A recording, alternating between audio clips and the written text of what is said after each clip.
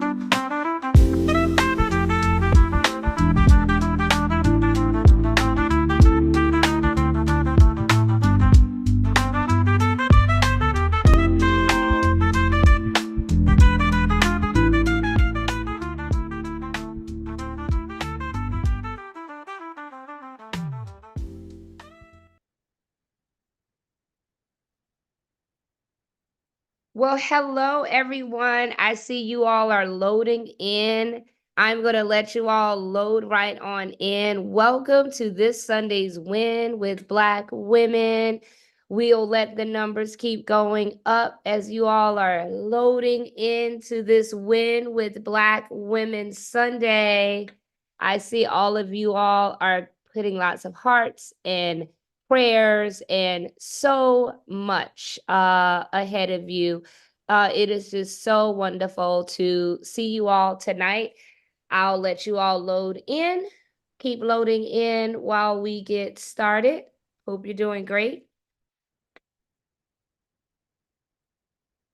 Well, I'll go ahead and get started. First of all, welcome to Win with Black Women. Welcome to each and every one of you who have joined us today. For those of you who are joining us for our very first time, welcome, welcome, welcome. Everyone is welcome.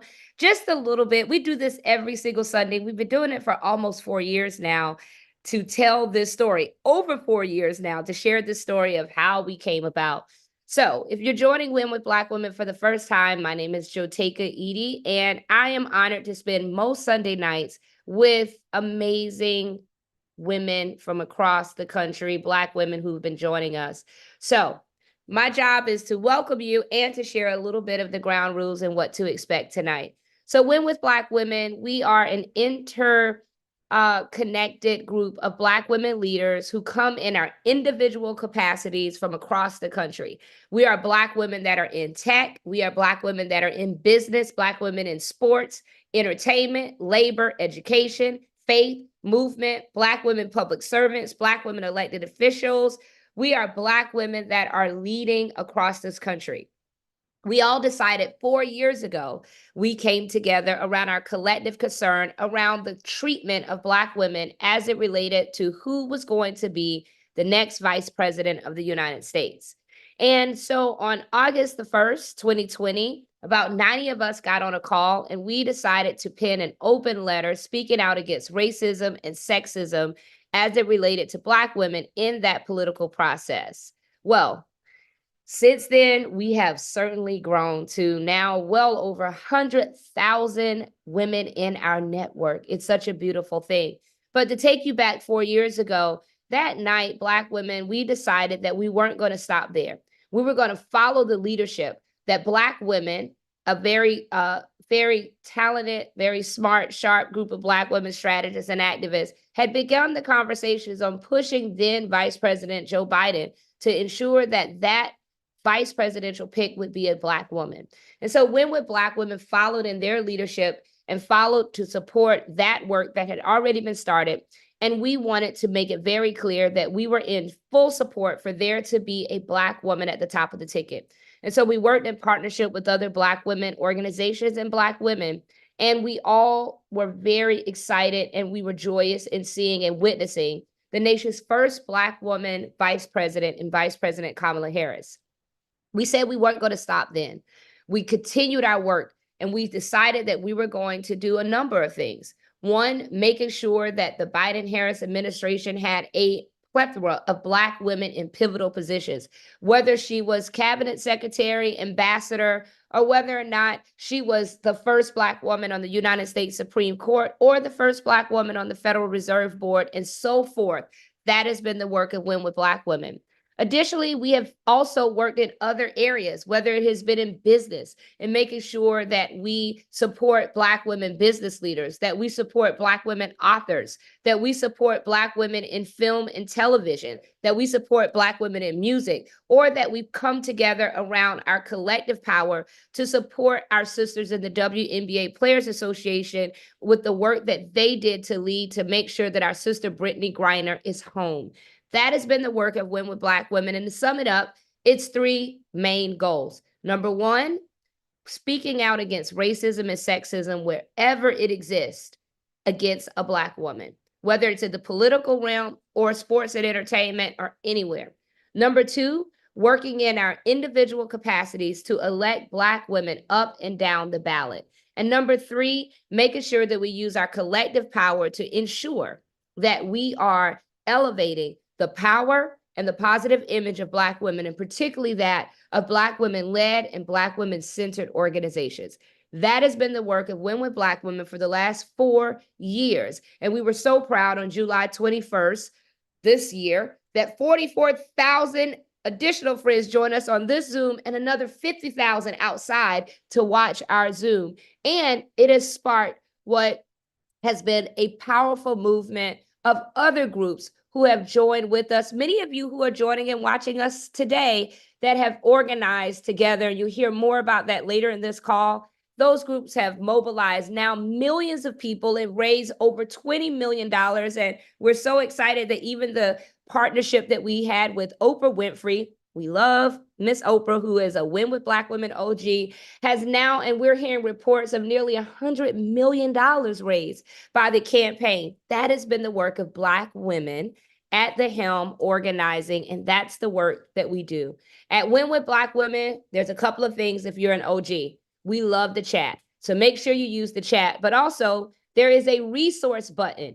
The resource button is located right beside the Q&A button, and we encourage you to use that because if the chat is going too fast, that is where all the resources for this call will be, but we'll also drop it in the chat. Also at Win with Black Women, we are an inclusive space, and we open in the spirit and we close in the spirit. And with that, I am happy to yield the Win with Black Women stage over to Sister Samantha, who is going to open us in the spirit. Sister Samantha, come on up.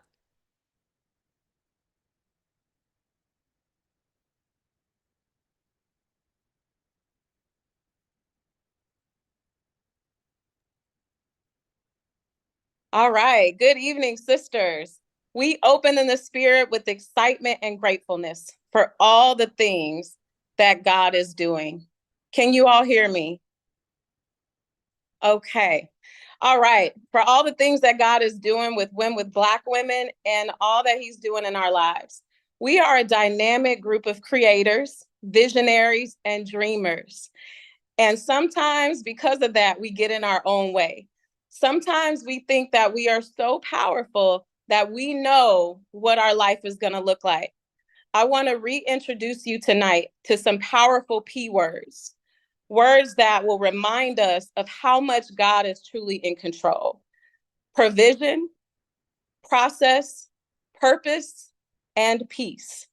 God's provision goes before us, just like it did with our Vice President, Kamala Harris, who ran for president of the United States and didn't win, not knowing what God was doing, who was also later elected as vice president and still didn't know what God was doing. But God's provision from way back when was her setup for her purpose today and a win in the near future. During the process of our journey, God leads us to our purpose, just like he did with Joteka and Win with Black Women. Who knew but God?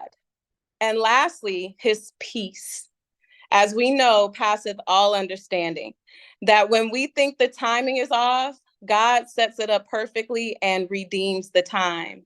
That when we don't know how, when, where or why, it is the peace of God that sustains us. And before I say a short prayer, I leave you with this. Proverbs 19:21. Many are the plans of a man's heart, but it is the Lord's will that prevails. And with that, sisters, let us pray. Father, we thank you for your provision in the process of getting us to our purpose. And we ask that your peace will be felt in every situation that you've called us to. And Lord, we praise you that it is done in the mighty name of Jesus. And sisters, it is so, and amen. Thank you, Joteka.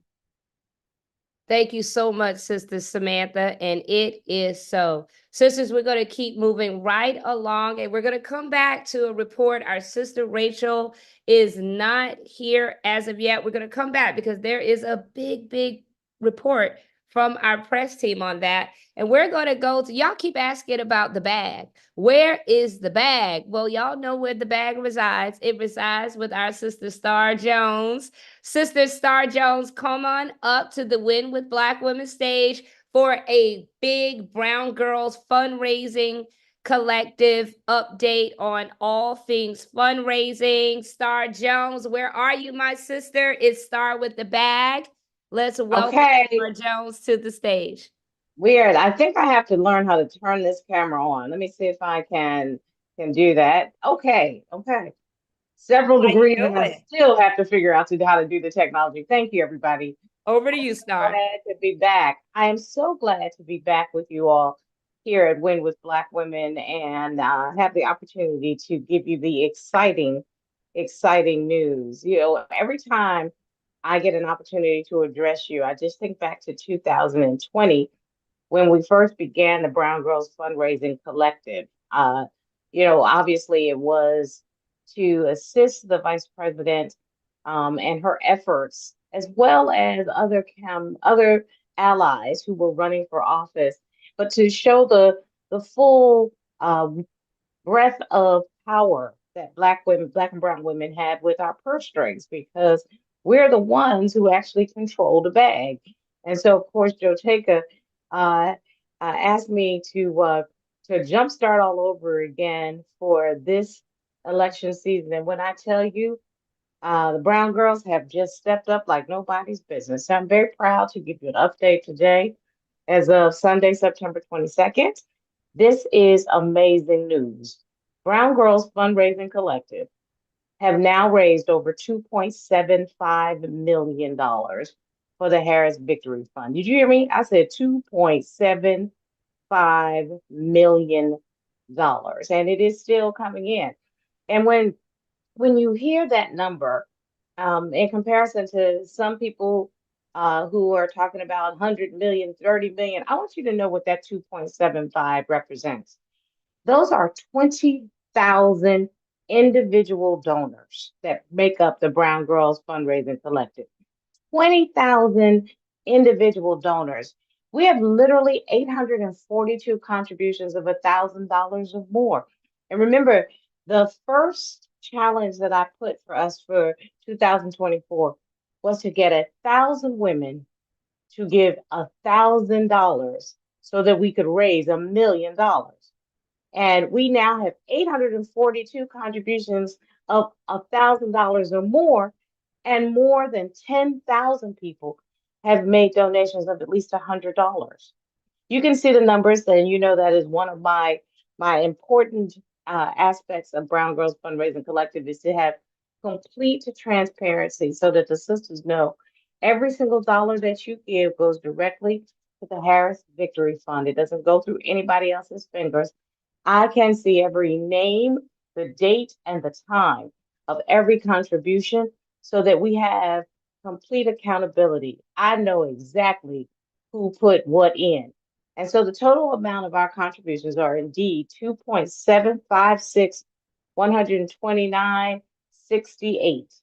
We have a total of 20,972 contributions. There are over 20,000 bundlers. That means individual contributors, so that you see that number is a little bit different. That's because people have come back again and again.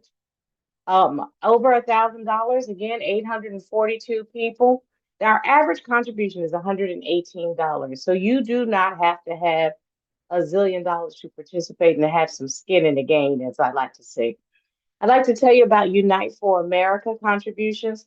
Please understand this is a partial report, sisters, because I have not received the final mobilization fundraising numbers. This is just from the Unite for America contributions that we have generated, just that we as a collective have generated. It's 138,016.85. And why is that number important? It's extremely important because we have a generous donor who has agreed that he and his wife will match up to $200,000. So right now we have 138,16.85.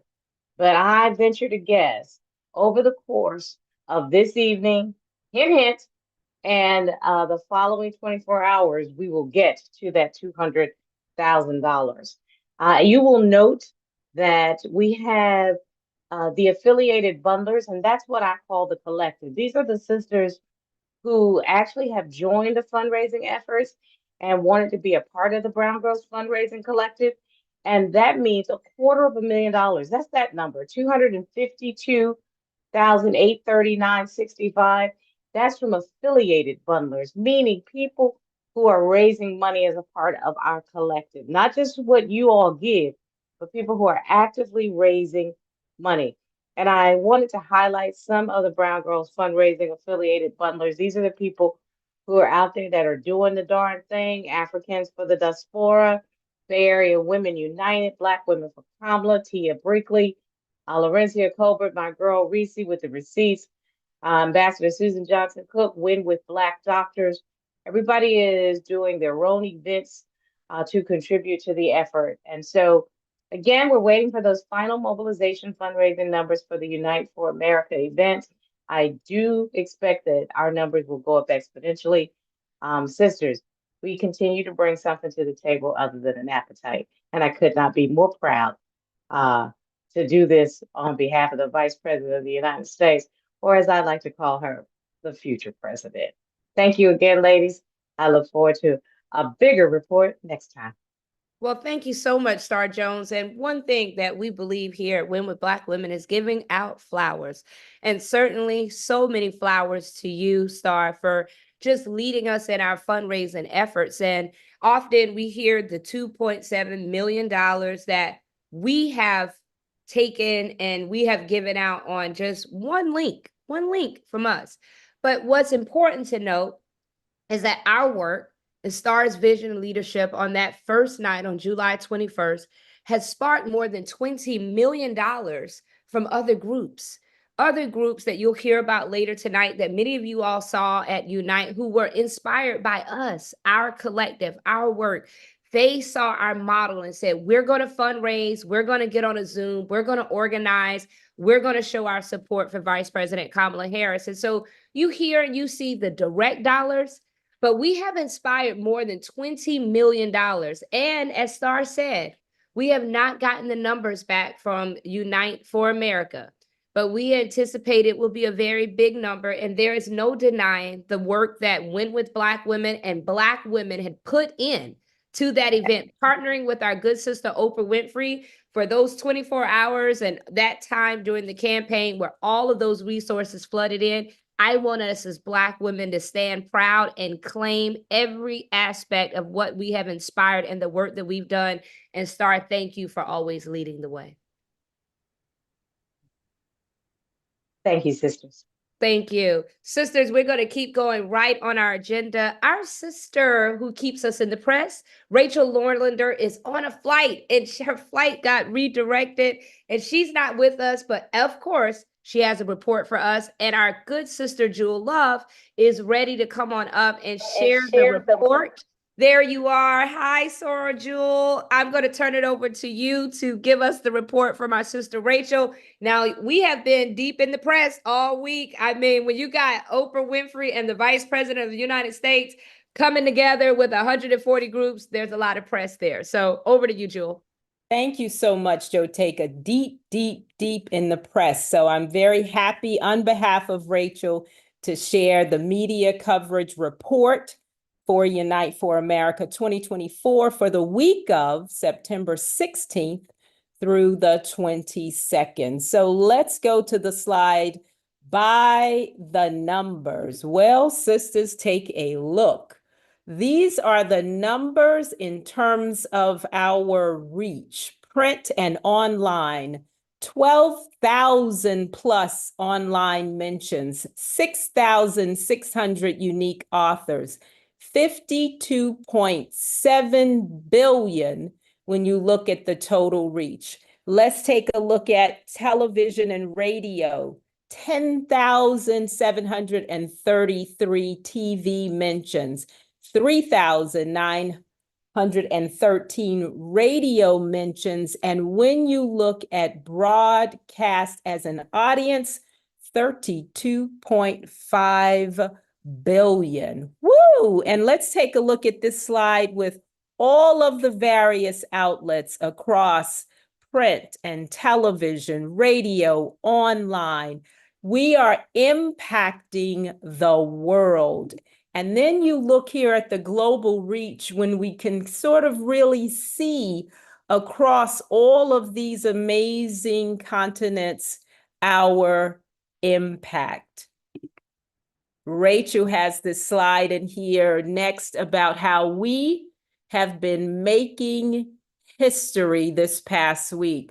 From the Oprah live stream to house parties, Black women marshal unprecedented outreach for Kamala Harris. We are doing the work to get Vice President Kamala Harris elected as the president of this United States.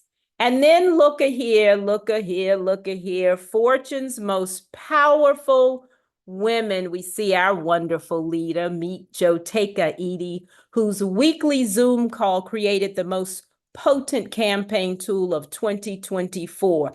That's all of us, sisters. They are talking about the power of the Black women on this call. And then we see the amazing women that are also lifted up with Joteka in this particular article, from Mignon to Susan to Shannon to Ulili.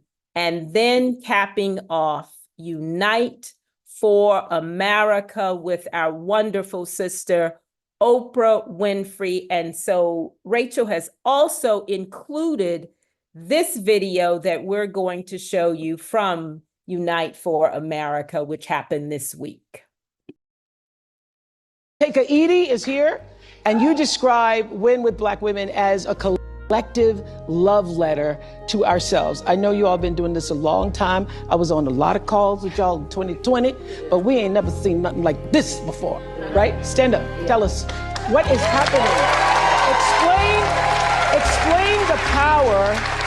Explain the power of what happened 3 hours after Kamala, we knew that she was going to step into this candidacy. First of all, Oprah, this is amazing to just be united. And that night, Black women everywhere, we knew one thing. We wanted to gather in our joy, and we knew that we needed to get to work. And on that night, Black women, the 44,000 on that Zoom, and the additional 50,000 Black women and our friends that joined to watch that Zoom, what we knew was that it was a moment in our country to show what Black women have always done. That love letter that I often speak of,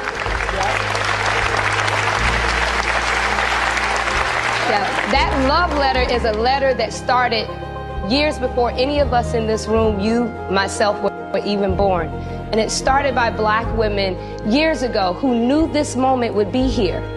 But they worked, and they knew they wouldn't see it, but one day we would. And I just think that it is an honor for all of us to be able to usher in this moment, knowing that those who watered this mighty field are now allowing us to eat of the fruit.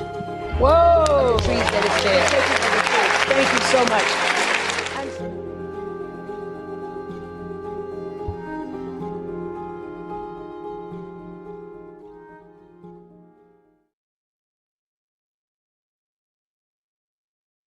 Wow.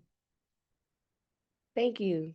I didn't know she was going to play that in her report. Wow. I get a little emotional when I watch it because literally when I stood up, I literally did not know. When I sat down, I really was like, did I just say gibberish? I think and a friend said, no, the Holy Spirit took over and spoke for you because I really didn't know what I kind of went blank when I stood up. And when I sat down, I literally thought it was gibberish. But someone said that's just the power of a spirit coming through you and speaking through you. And I'm so glad in that moment that, I think originally in my head, I was going to talk about make a vote plan and do this and that. And I think the spirit led me to do exactly what my heart feels all the time, is to pay homage to all of our collective, but also the ancestors and the Black women, all of them, the ones that we know their names, the one we don't, our grandmothers, our mothers, our aunties, all of the Black women who have been watering this field that we all now are eating of the fruit. And there is a responsibility that we all have to ensure that we usher in this moment. And that is what our work is over the next 40 something days. It is about making sure that we are honoring the work, the watering, as we hold this fruit in our hand, that we understand how precious it is and that we have to do the work, because this election is not won and we have to do the work. So thank you so much, Sor Jewel. And thank you, Rachel and Team Actum. We should drop their information in the chat. Actum, their website, Actum LLC. They have been doing pro bono work for Win with Black Women since we first started. And it was in another capacity, Rachel Norlander and her team. And then she became a partner at Actum LLC. And they have been working for Win with Black Women. And they have just been going hard for us. And so shout out to Team Actum. If you're out there in America, corporate, wherever, you looking for the best PR team, call Actum LLC, drop their website.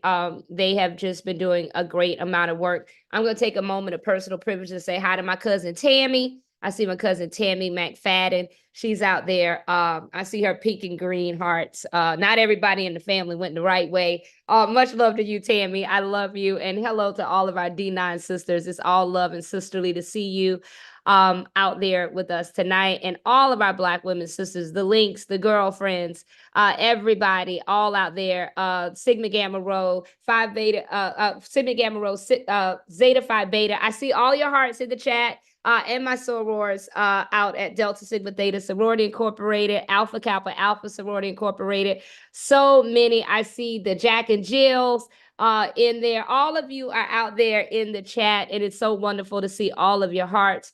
Sisters, I'm going to keep going right into the agenda. And I know we all have seen and we have heard, but most importantly, it's important for us to act. I think we saw the debate and we saw the racism and the sexism that, that is coming out of the former president, and particularly the harsh, hateful words that he used against our Haitian brothers and sisters.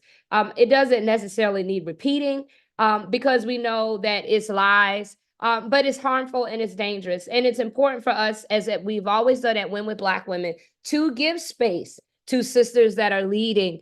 And we are honored to have three sisters coming up tonight. Sister Ariel Dominique, Sister Nadine Kearns, and Sister Karen Andre with the Haitian Sisters Network, supporting our Haitian sisters with the Haitian Ladies Network. Please come on up. We want to yield the floor to you to talk about what is happening to the Haitian community as a result of this hate, and how the sisters that are watching can support, how they can be in solidarity, and exactly what we can do. So thank you all so much for joining us, and I'll turn it over to you.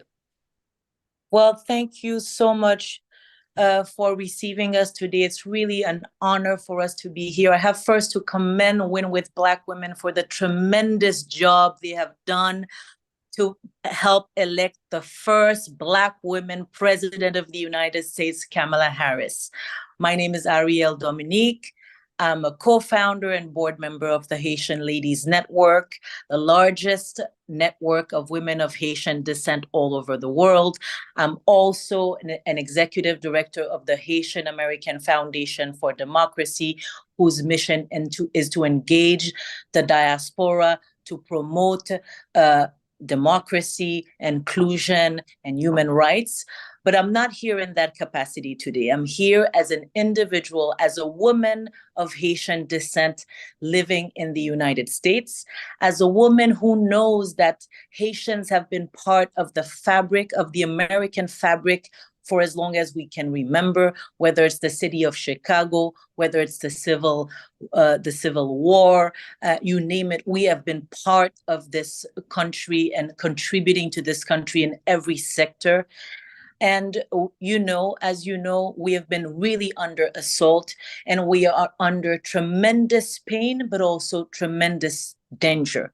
My sisters will speak about the opportunities for mobilization and solidarity. But really, the message today is one of solidarity. We are asking for your solidarity. We are asking you to help us mobilize the resources to have our communities change the narrative and also get out the vote. So without further ado, I'm going to let my sister Nadine speak more about the Haitian Ladies Network event, and our sister Karen Andre will speak more about opportunities for mobilization. But again, thank you so much for receiving us here. We are all sisters. We know that this is a playbook that we have seen before. Not only Haitians, but also Black women and Black people, generally speaking, and we are not going to let them divide us. So thank you very much for receiving us today. So Nadine, up to you. Thank you, Ariel. Bonsoir tout le monde. I'm Nadine Duplessis Kearns. I live in Washington, D.C. I was actually born and raised in Haiti. So my family and we moved to Boston when I was 11. And from then on, I built my life here. So I live in Washington, D.C. I have two boys who are 20 and 17, and they are, I like to say, half Haitian, half amazing. They're African-American and Haitian, and proud of that. As we mentioned, these past few weeks have been very difficult for our community because we know that in Springfield, there are families there who came to work and who came to pursue the American dream, just as my family did in Boston many years ago.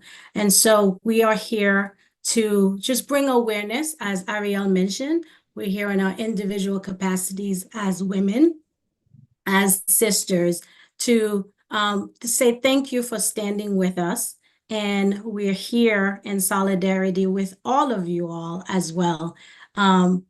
We are part of Haitian Ladies Network, as was mentioned. It's a 501c3 based here in Washington, D.C.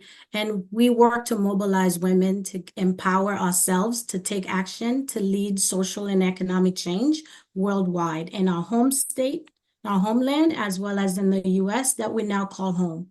We see ourselves as part of the American dream, and we see ourselves as well in all of you who are here tonight on this call. So thank you for standing with us. And I will pass it over to Karen, who is our sister here as well, to talk a little bit more about the work that she leads. Karen is a powerhouse. And so we're very excited to have her with us. Karen. Thanks, Nadine. Good evening, sisters. Good evening, Joteka. Thank you again. I'm so thrilled to be here. Didn't expect this, but this is a divine appointment, right? Because when those try to divide and conquer, we show up and we show out. And Haitians, we have a little bit of history about turning over revolutions and getting stuff done when we need to and speaking up for our power. So we, the adult Haitians, we're not phased, but we're mourning for our children who have to get bullied, who have to deal with bomb threats. We have a sister organizer in Ohio who got swatted in her home at 3 a.m. this week. A hoax email went to the police in Columbus accusing her son of a murder, and they showed up at her doorstep. This woman is turning over her life to receive her brothers and sisters who just started arriving, and she just showed up to be a good Samaritan, and this is how she's rewarded. It's also happened to another sister journalist. So we're tracking, we're providing support, but any and all energy, support, resources that you can help us to help our brothers and sisters on the ground so that they can feel that there is a nation of sisterhood and people that look like them behind them is important and well received. I am speaking today also with another hat as the co-founder of a grassroots committee that was inspired by Win with Black Women. We're Caribbean Americans for Kamala, and we just got off a call where none other than Bob Marley's granddaughter got on because she heard that Caribbean Americans were mobilizing, and she wanted to come and speak on behalf of the family in support of our sister vice president and next president. So what we want from the Caribbean Americans to do is to continue to join you, follow your lead, follow the formation that you all, my sisters, have set, and turn out the vote like no other, because we know we have to overperform this cycle. I've worked on many a presidential in my day. I'm a little old. We have to overperform to offset all the things the former president will do with his minions from hell to try to steal or grab votes or decertify votes. So we know that we're going to be organizing people to go into Georgia, where there's a large Caribbean population, and make sure that they can phone bank, text, and or travel to Georgia, where we have a large population in Pennsylvania. So we're going to focus our energies on the swing states where we know we have Caribbean people. We're going to talk to our youth. We're going to debunk all of these myths and lies about our sister president. We're going to follow you all's lead. We're going to make sure our Caribbean American attorneys are present as voter protection attorneys. We're going to make sure that we continue to change the narrative and remind the minions from hell that the Louisiana Purchase could not have happened had we Haitians not kicked Napoleon's you know what, right? You're welcome, America. That, we were there, sent as volunteers to battle at the Battle of Savannah in the American Revolution. So we will take all of our history and all of our pride and turn it into the biggest, most least lethal force that we can do to join you all to elect Kamala Harris as our next president. And then we will work with that administration on immigration, on border control, on health, on human services, on education. So we're following your lead. We know about revolution. You sparked a revolution, and we're just so happy to be in community with you. And sorry, I was talking so fast. I'm just so excited and passionate about this time. Well, Sisters Ariel, Sisters Nadine and Karen, I do want to ask this question because in the chat, everyone is saying we're in solidarity. Is there a website? Is there an action? If there is one thing that the nearly 5,000 Black women and our friends can do that are on this call right now, and there are others on YouTube watching, if there's one thing that they can do in the next 24 to 48 hours, can you tell us what is that to support our Haitian brothers and sisters? I'll send that to Ariel. Well, it's, I would say, follow the Haitian Ladies Network. I would say also voice your solidarity.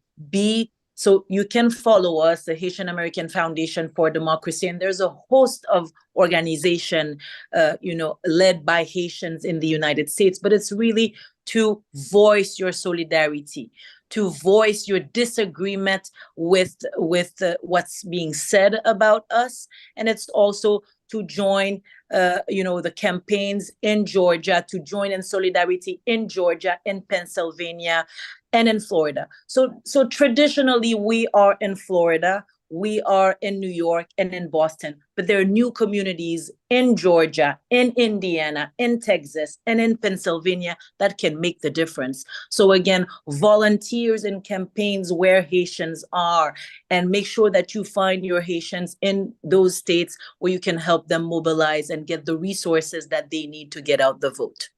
Well, thank you so much, my sisters. HaitianLadies.org. That's the one thing that we all can do. It's been dropped in the chat many times. We'll keep dropping it. It will also be in the resource tab.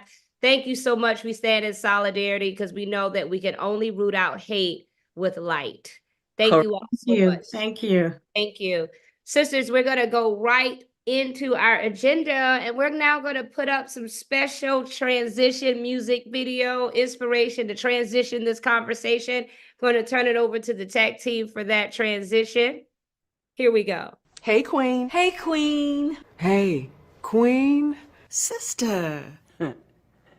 Girl, you've done it again. You are constantly raising the bar for all of us and doing so flawlessly. You do know that you're that girl, right? I hope that when you wake up in the morning and look in the mirror, you see how divine you are. Know that so many people want what you got. You have dreams to fulfill and promises to yourself that you must keep. I know at times you feel underappreciated and misvalued. Trust me, we've all been there. So it's necessary that you can count on yourself. Now, don't go seeking perfection. Extend yourself a little grace. Don't be afraid to celebrate the little wins as much as the big ones. You, Miss Thang, are courageous. You are dynamic. You are principled. So baby girl, just remember, respect is a minimum. There's a sweet justice in knowing that the path you are on was designed for you and you alone. Doing right by yourself never goes out of style. Everything about you is majestic and a force to be reckoned with. Trust me, people are paying attention. You're special and worthy of praise. Don't shy away from it. And you don't have to get your groove back because guess what? You never lost it. It's also important to rest. Make sure your hustle doesn't get in the way of your health. Girl, take care of yourself. And the next time you want to second guess yourself, don't do it. So pause for a second right now and relax, relate, release. You are needed. You are appreciated. Girl, you make me so proud. And I love you. Remember, you are 100% that queen. Oh, yes.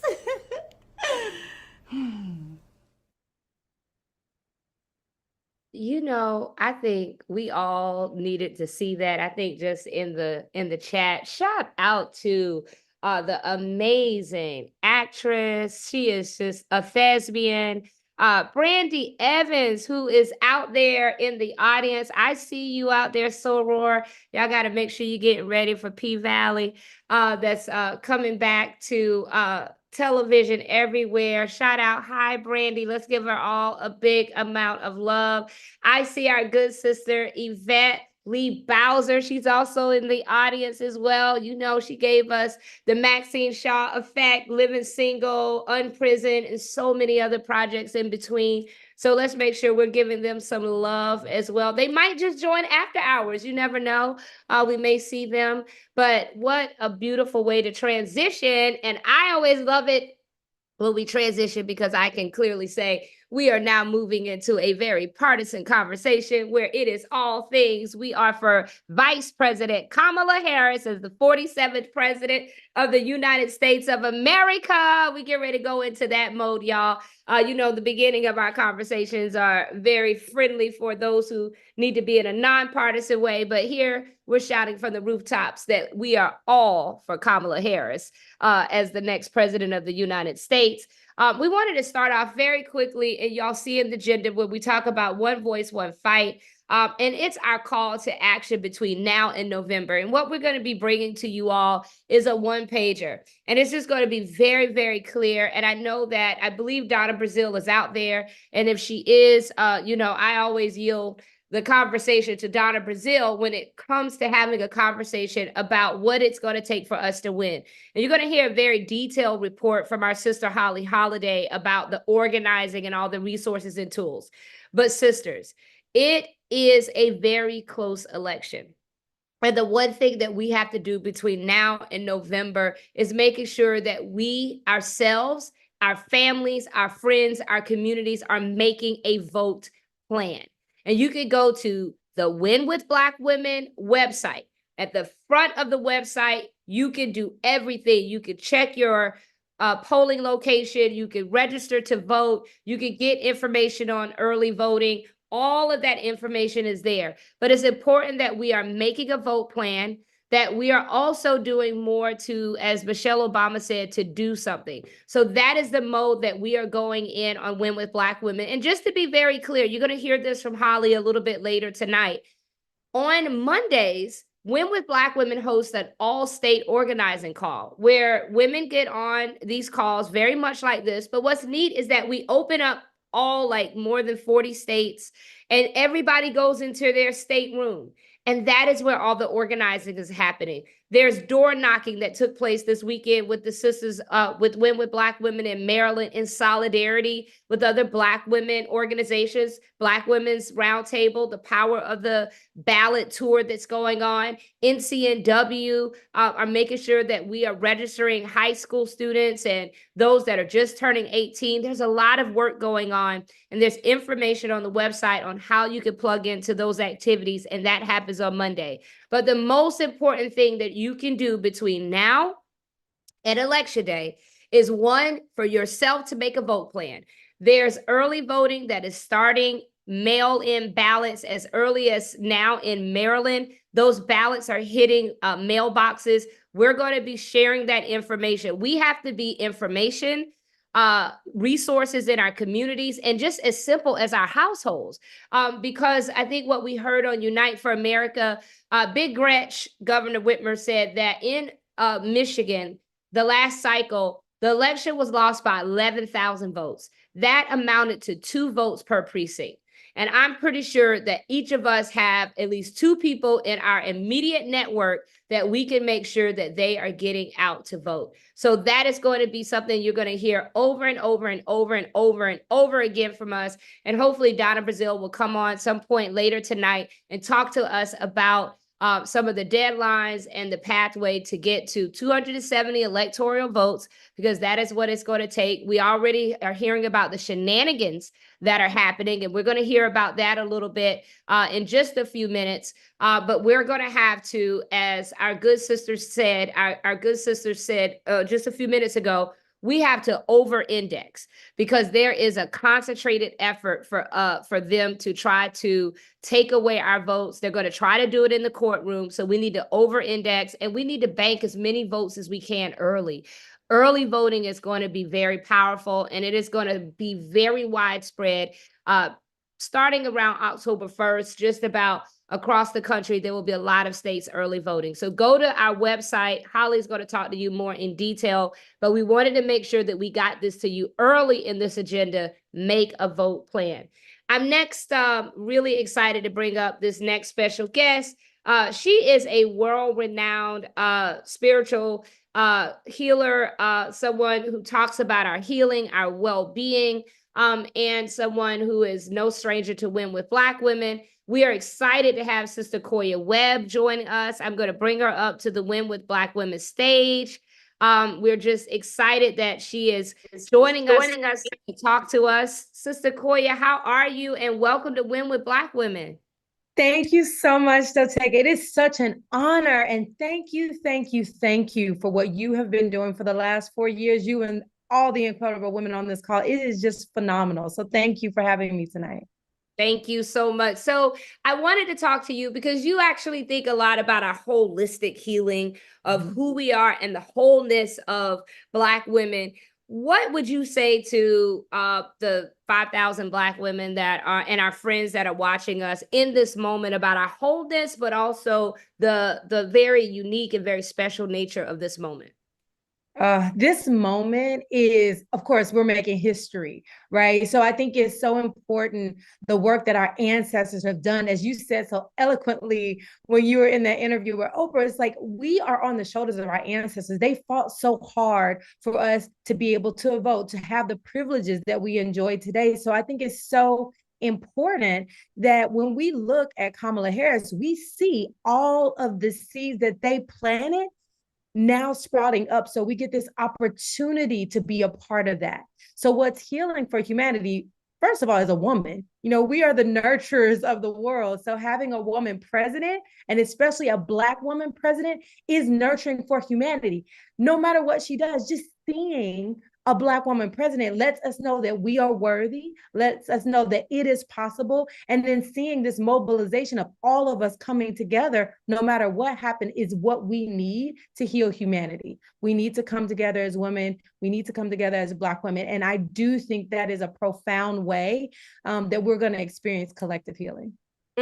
That's so important. And I think what you speak in terms of, as Dr. Janetta Besh-Cole has often reminded us, she's one of our sage leaders here at Win with Black Women, she and Dr. Hazel Lynn Dukes. She often says that when Black women enter, we see everyone. And I think we've seen that, quite frankly, with the vice president's policies, like her policy. She's going to be a president for all Americans. She talks about, growing up middle class and working on behalf of the middle class, but also the working class. Her recommendations for helping to spur, a $6,000 tax child credit and extending that in this country, having, a $25,000 credit for entrepreneurs, home credit for first-time home buyers, helping to build new houses in the country, all of those that touch the day-to-day lives, getting a better handle on the cost of living in this country. How do you think that, for all of us that are listening, as you hear Vice President Kamala Harris's policies, how does that resonate with you? And how do you think it will continue to resonate, not only with Black women, but all Americans? It really resonates with me. It makes me feel grateful and hopeful. Because when you have someone that actually cares about the middle class, not just, mouth service, but actually has policies that make sure that we are well, that is a win for humanity. Because at the end of the day, we, like the working class, are the people who are going to reach down and pull others up. It's not like the top. It's not the elite. And I think her focusing on this group of people is going to take care of everyone, and so I think that when we see someone who really cares and really puts policies behind taking care of the middle class, we see a win for humanity. So I really feel like when we start to look at and pay attention of the wants and needs of those who are really caring for everyone, those are our teachers, that are often overlooked. Those are the nurses, those are healthcare. So all of these people who often, they fell through the brunt. When we went through COVID, they were hit the hardest. Those are the people that we have to care about and support if we want our children and our children's children to be okay. Thank you. Thank you so much. Well, Koya, thank you so much for joining us here. We appreciate the ministry that you give to the world on our holistic healing and also how it connects to this election as it relates to our whole selves. Is important to have a president that sees all of us and our whole selves and the issues that we bring to the world on a day-to-day basis. So thank you for that. Thank you so much. You're so welcome. And I just wanted to end on a breath. I invite everyone. So as we're doing this work, we have to remember to connect with spirit and balance our nervous system, because it can get quite charging when we see those comments and resistance. So I'm going to offer this one breathwork practice. I invite you to just put your right hand over your heart and your left hand over your right. I invite you to close your eyes or gaze softly at the floor and take a deep inhale through your nose and audible sigh through your mouth. Deep inhale through your nose and audible sigh through your mouth. And this last inhale, just hold the breath at the top. When things get hard and they feel like we're not going to make it, just remember to breathe. Slowly exhale.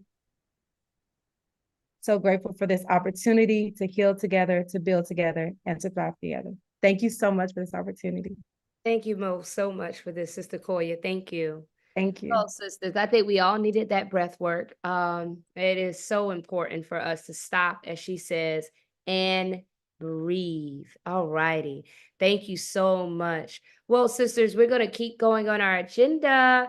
And I'm super excited for us to roll this YouTube clip from our next special guest as we bring up our sisterhood panel. I'm super excited about this dynamic group of women, leaders and advocates. So if our tech team could roll this YouTube video.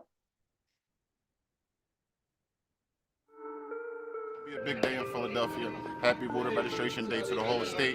In Philadelphia, we here and we make an impactful night, impactful day. Let's go. We fight back. We fight back. We fight back. National Voter Registration Day, and we are in Philly with the blackest bus in America. We fight back. Life is really about what you can do for somebody else and make somebody else's life better. You feel me? So once I learned that, it maybe gave me a different outlook on life, and it made me want to help people. We in Philly. And we about to do some lip drops and door knocking and talk to some neighbors. Talk to them about making a voting plan for November 5th. They're the generation where the voters going to count the most because they have the most say so. They have the most time left here on earth, putting their power of vote into their communities, into society. And if they don't vote, then they're going to suffer from it. So listen, there are so many things to remind our folks, and we want to make sure that they are equipped with the tools and the resources so that they can vote without any harm, any foul play. So we have a historic election on Tuesday, November the 5th. Make some noise if you're going to vote on Tuesday, November the 5th. I need to hear from you. My message to all young voters is that your vote matters, your vote is your voice, and your voice is powerful through your vote. We in the city of democracy, we're in the city of brotherly love.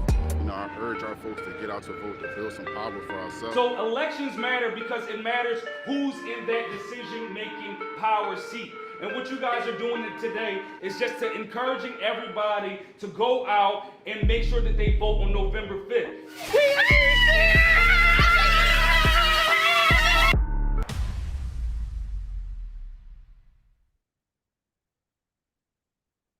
Yeah, I'm always excited because this sister right here, this is my sister, my friend. She has the blackest bus in America. She is always on fire. You can catch her on MSNBC on any given day. She always has a song in her heart and a smile in her, just in her spirit. She is a fellow Southern girl. My goodness, y'all, she's no stranger. She's the Win with Black Women OG.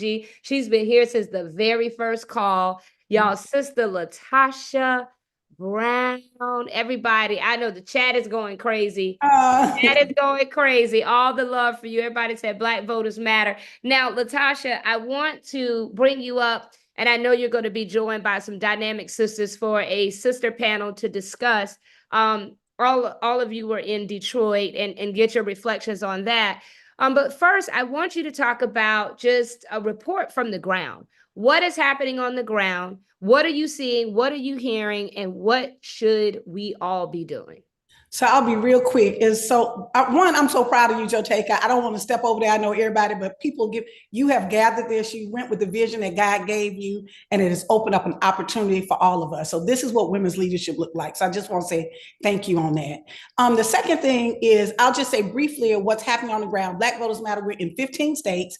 Will we be working in about 20 states total, but we're in 15 states. That clip I wanted to show in particular because I want you to see who's leading the work. There were young people and young Black men. So we're hearing all of this saying around what young Black men are going to do. They never interview those folks. They never talk to them. But there's some brothers, some sisters and brothers that are working together on the ground grinding.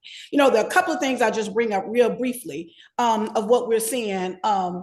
In Georgia, I want to highlight something that's going on in Georgia right now. On this Friday, the Georgia State Elections Board, and this is important because I need people to know that right after the 2022 election, there was a bill that was passed in Georgia called SB 202 bill. That bill was really like the blueprint for voter suppression. And so it did a number of things. It made it a felony if groups like mine give out water and pizza and that kind of thing. It's also, in addition to that, it created a state election board. And this state election board was put in place. There are 3 members of that board that are actual Trumpers.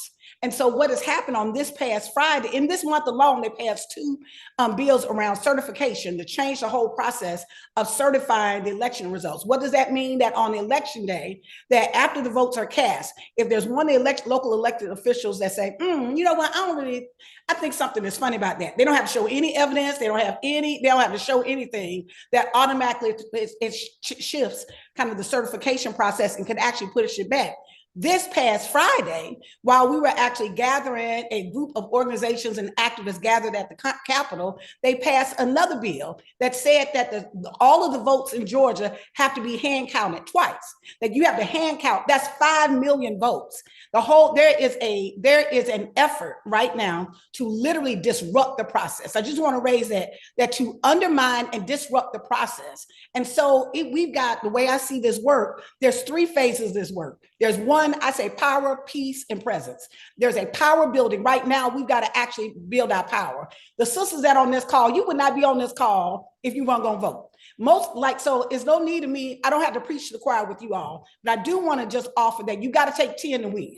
So if you got to see yourself personally responsible for 10 people, make your list tonight of who your 10 people are, make your list. The second thing, though, I think is important for us to recognize that at November 5th is not going to be it. We're going to have to overwhelm the vote before that. And after November the 5th, we're going to have to make sure that we are literally we're stacking these places so that we can actually be watchdogs in our own community. And then the third phase, we'll get to that after inauguration, was really be our presence, that this is an opening for us and not a closing. So what we're hearing on the ground, there's a lot of excitement and energy. Young people are doing it, but we do need more resources, more people on the ground that are working, and we got to shift the narrative. So when people are talking about young folks, y'all got to push back and say the narrative that I know some young folks that are working. Thank you so much for that, Sister Latasha. And I know Black Voters Matter and so many organizations. I see you in the chat. Someone said the youth branch of the Philadelphia NAACP. Love them. Love them. Shout out to the NAACP. The chat is going very fast that, everybody says every election matters. And you raise a very good point. And I see a sister in the chat, and Anna Marie said early voting matters, because when we vote early, that allows us, as Latasha said, to be the watchdogs or the watch cat ladies or whatever you are, or however you want to say it, at the polls. That is going to be so important, because we actually have to be able and in position to be able to help turn out the vote on election day. So as many of us as possible can vote early. That allows us to be at the polls. And as you said, this is probably going to go on well after November the 5th, but we also have to be very clear of the rules and all of the changes and the trickery that they are doing now to try to set the stage. So thank you for that. I want to now transition. I want to bring up some additional sisters, because we were all together in Detroit for the Unite for America event. I'm super excited to join you in the sisterhood panel. Some dynamic sisters. Start with Sister Kimberly Morgan, who is a business executive. She's out in Silicon Valley leading in business gov tech with amazing company there.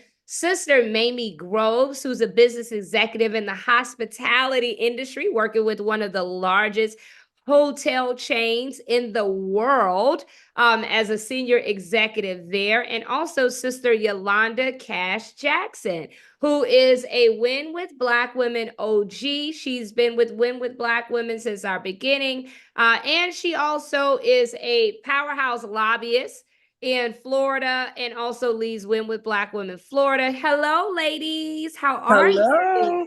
How are you? So wonderful to see you all and to be together again. And so I just wanted to start, first of all, by saying thank you. You all were together for the Unite in studio in Detroit, and you all were there for that very special conversation between Oprah Winfrey and our vice president. And I want to just I'm going to start with you, Kimberly. You're a business executive, and you've started and exited companies. You exited and built and sold a bank. So congratulations on that. Talk to us about your experience being in the room, and most importantly, what you heard, the conversation. What was most poignant to you as a business executive and just as a Black woman in that room?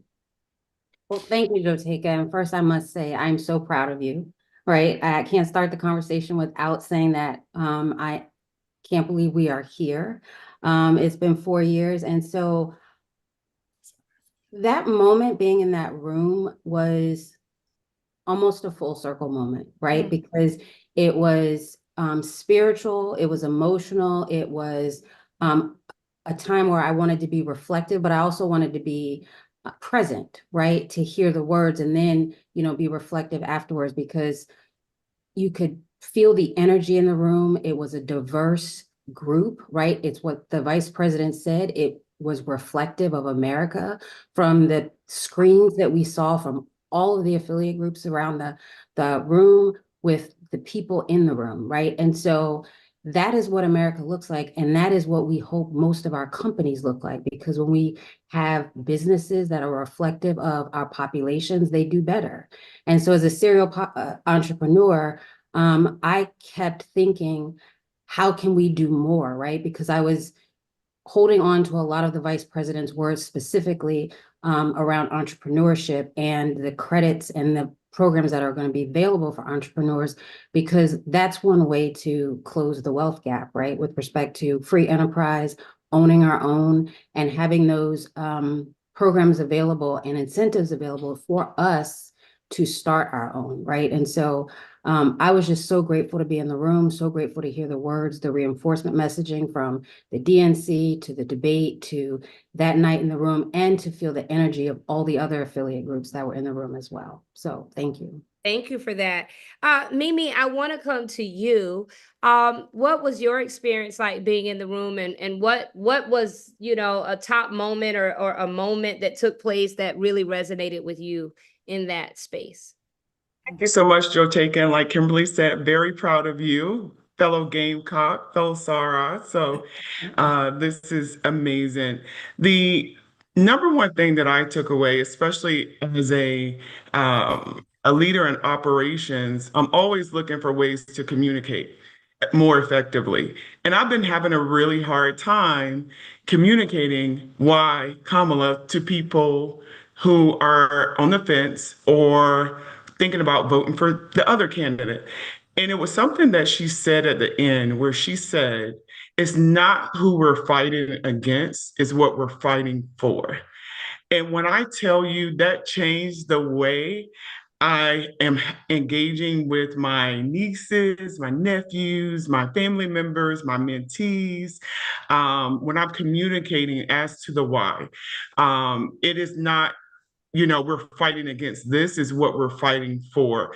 And that has helped me communicate, this is why you need to go vote. And this is why I am voting for Vice President Kamala Harris. And it just changed the dynamic. And it just gave me a piece of when I have these conversations, because it made it so much easier. So that is the biggest thing I took away from that. And then the other thing I just want to add just very quickly is that to your point where you talked about the fruit, and you're talking about that we get to vote. It's not that we don't have to vote, it's a blessing that we get to vote. And that's just so amazing that we have the opportunity to vote because of what our ancestors have did for us. So again, it was absolutely magical and amazing. And thank you for having me there. Thank you so much. Sister Yolanda, what did you feel in that room? I know you had a special moment with the vice president and Miss Winfrey as a part of a conversation that they had with the grassroots, that the groups that had formed all of these Zooms. What was one of the more poignant moments of that evening for you? That time, thank you for that, Joe Taker, but the time that we got a chance to go behind the curtains and the magical time with the vice president and Oprah walked in together, and to know that we were a part of something that was so magical, and to watch the fruits of your labor, future fruits of Rachel's labor, it was magical. The acknowledgement of the hard work of the folks that are on this call, the acknowledgement was amazing. And then I think once we got into the room, I was looking for signs that the vice president was presidential, because I figured that that's what is a lobbyist. I feel, that was important to me. I wanted to see how she would act, how people would react to her as being presidential. And she checked every box, to the point of where even she talked about, if you come to my house, I will shoot you. I like that. I think I really like that. And I thought it made her human. It made her not look like a bleeding liberal, because she's a gun owner, and a lot of Black women have guns. I was very comfortable with that. But more importantly, Joteka, I publicly continue to say thank you. Thank you for changing the lives of all of us that are on this call. And that's what I kept feeling. I never could have imagined. I live for but for God moments, and that was one. Thank you. And I dare say this is all of us. I am just a representative at times, but I, as Maya Angelou says, stand as 10,000. Sister Latasha, you were in that room. There were some poignant moments in that room. There were moments where there was not a dry eye. There were moments of deep connection. What struck you the most in that room, in that space? What was really interesting is that at a moment I sat back and I just kind of observed like the space. And it was really interesting, because I actually say this phrase all the time. I can give my analysis from the politics and that space, but really I saw something higher. As Stevie Wonder says, higher ground. I saw something higher. I saw sisterhood in action. Like really, like there was a pathway. I literally got emotional, not necessarily just about the content of the conversation, but in the spirit in the room, that I literally sat back and I looked at that we were in the room, that we were being held. Black women were holding space, but holding space for America. What I saw is you, Joteka, have the courage to actually, the scriptures say, yet your gift will make room for you. I saw you have the courage and continue having this gift to actually use this vision for the last 4 years. And I'm like, look at what God did. I'm sitting there looking at Sister Winfrey, who literally has a platform. She could be retired, doing what she want to do, but she still is creating and convening spaces. I saw the sister who was leading the stage. I saw her come to the space and get people prepared. Then I look to my right, I see sisters who I've organized with. I look to my left, I look in front of me. I literally sat there and I was like, I'm sitting in the middle of a sister circle.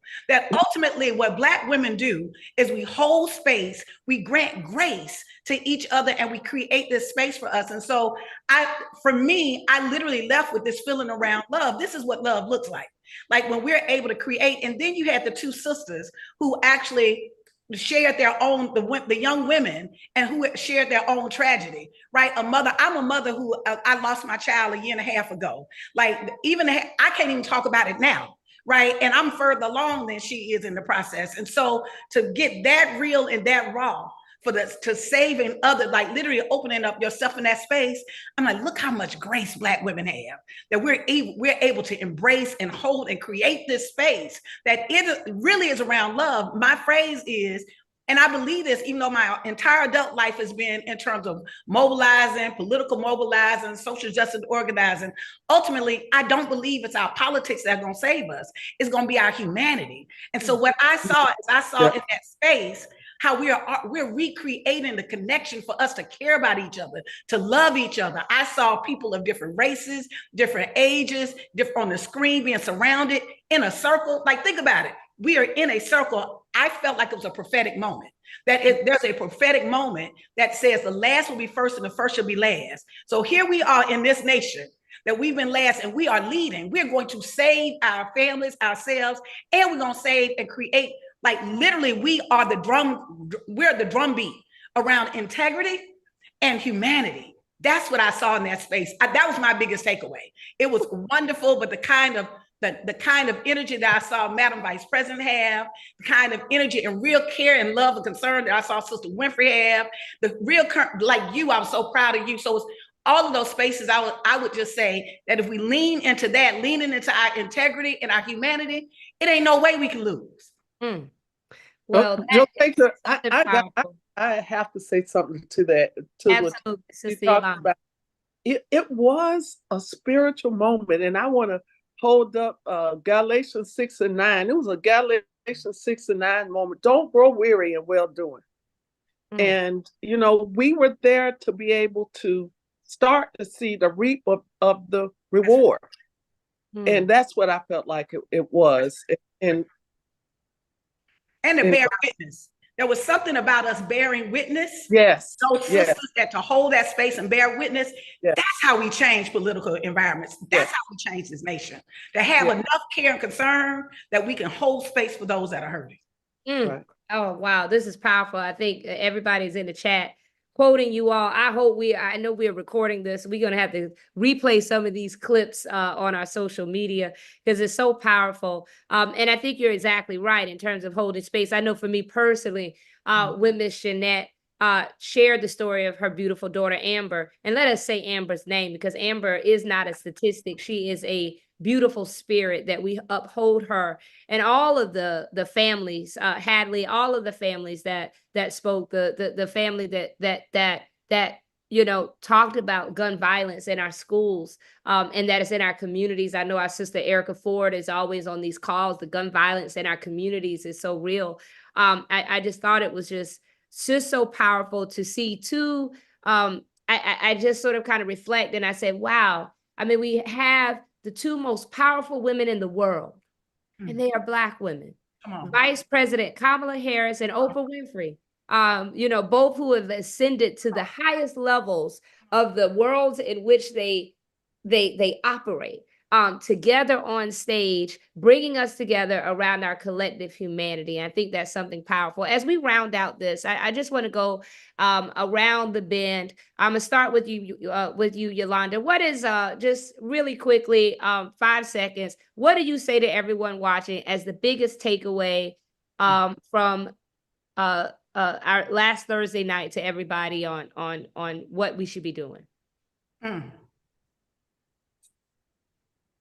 I just want to do more, do as much as I can and die trying.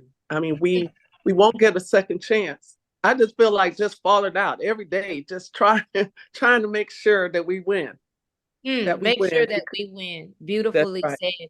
Mimi, I'm going to put it out there. I would take moderators for Mimi is one of my best friends in the whole wide world. I've known her for over 20 years. She's a dynamic Gamecock and athlete. She has, I believe, 4 national championship rings in track and field. Shout out to Mimi. Mimi, you text me and it really touched my heart.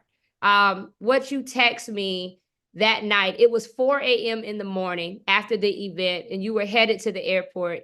And you text me and you said, I am headed to the airport. And I was always going to vote. But what I realized is that I now just can't vote. I have to, and you wrote all caps, I have to do something. I'm going to go start knocking on doors, and I'm going to start, and I'm tearing up because it meant so much. Sometimes, like, you do this work and the people that you're closest to, most of your friends are going to vote. And for you to write that, that was just so profound to me. And you live in a part of what people might say is Trumpville, in the part of the country that you live in Virginia. Can you just speak on that and your final words to everybody as well?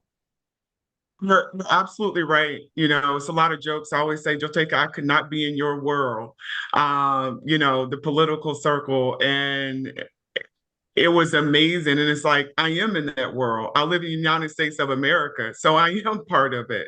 So it's not enough for me just to vote. I do have to do something. I live in Loudoun County, Virginia. So there's a lot of opportunity here. And, to watch you all these years and thinking just voting is enough, just having just casual conversations is enough. It's not enough. It needs to be a lot more action, and it starts with me. And hopefully I can set an example for, again, the people who are in my life that think that just voting is just enough, that they just did their part. So love you. Thank you. Kimberly Morgan, what would you say to everyone? Takeaway, last words. The biggest takeaway that I took away is, as a person that splits my time now between California and Texas, And we know that, Texas is going to be very hard. We're not going to get that, but it is a down ballot movement, right? And we need to be focused on those state and local elections as well. So we need to have those conversations with people to get them to the polls in those states where we may not get the presidential electoral, but we can get down ballot initiatives as well. And so that's my biggest takeaway, to get active in Texas, because we need Thank it. you.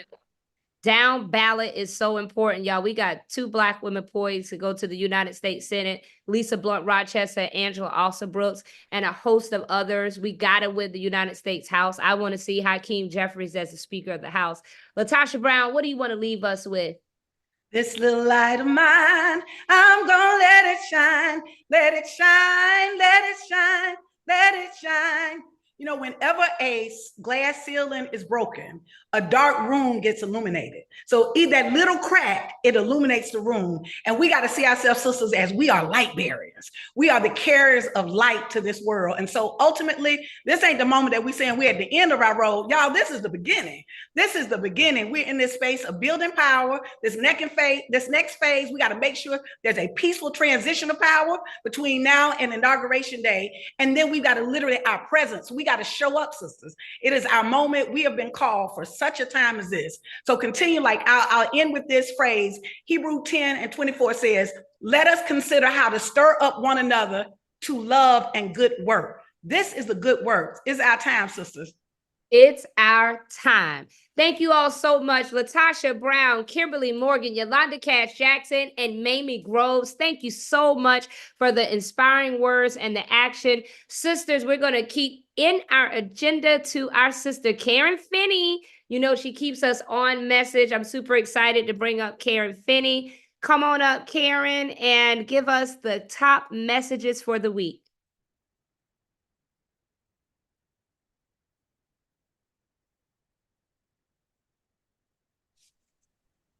Hey, Karen. Hi, everyone. So wonderful to be with you as we celebrate. And I know you heard a little bit about what's been going on in Georgia. And so now that early vote has started, I want to talk a little bit about the kind of messaging we need to help push around voting, particularly early voting, because we know Black voters, our voters, are disproportionately targeted with disinformation about voting, about whether or not our vote actually matters. So we've really got to make sure we are pushing back and we are reminding people how important their vote is. One quick message I want to share about Georgia. So you may have seen, and I think LaTosha may have shared what has been happening in Georgia and the vote that took place this week and potential rule changes. I've described it as, changing the rules in the fourth quarter with 5 minutes to go for those who follow football.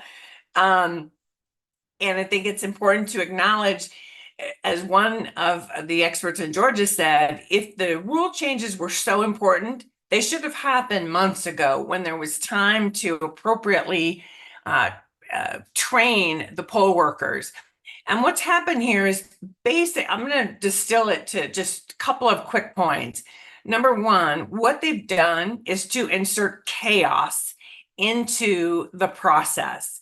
So folks on the ground in Georgia are going to do a lot of hard work to kind of, make it simple for people, make sure people understand and sort of make it less chaotic. But I think what's important for us to remember and to be talking about, we are seeing, these were 3 Trump MAGA appointee supporters and election 2020 deniers who pushed through some rule changes that essentially would give them the ability to decide not to certify the election in Georgia. And we got to look at that both in the context of Georgia, but also a broader strategy on the part of Trump. He's been talking about how he would only support 2024 if it's fair. We know what that means. We know that means he's going to do similar to what he did in 2020 and resist and try to fight and use, unethical means to try to grab back the reins of power. And so when folks are talking about what happened in Georgia, I think it's important we remind people there's two implications. There's the implication for Georgia, which is obviously a very critical state for us, but also it allows to play to a national conversation that Trump is already starting to try to drive about raising concerns about the election. And so I think we want to be reminding people and calling it out that we've seen this pattern before. We know what he does. I mean, look, he's also trying to change the rules in Nebraska. Nebraska, as some of you may know, Omaha, Nebraska, is called the Blue Dot. And they're trying to change it so that Nebraska would be a winner-take-all state instead of allowing Omaha essentially to have their one electoral vote. Why? Because they know it may be close, and they're scraping by for electoral votes. It's another, again, trying to change the rules in the last quarter, 5 minutes to go. We will not stand for it. It's not ethical, and it's absolutely out of bounds, but it's what we've come to expect from Trump. So just a couple of points about voting. So we had National Voter Registration Day this week. Early vote is starting. It's really important that, particularly with young voters, let's encourage them to vote early if they can, whether they can vote early in person or whether they vote by mail. Statistics show that young voters are more likely, 14 times more likely to have trouble voting on election day. And that's because, let's say they are trying to vote where they're going to college, maybe they don't have the right ID with them. So the more that we can encourage them, and frankly, everybody, to vote early, we bank those votes. It means less chaos on election day, less chance that if something comes up and they, for some reason, can't stay in line or decide not to go, it gives us more of a chance of getting those votes banked. We want to really encourage people to vote around three kind of core messages. One is what we would call an inoculation.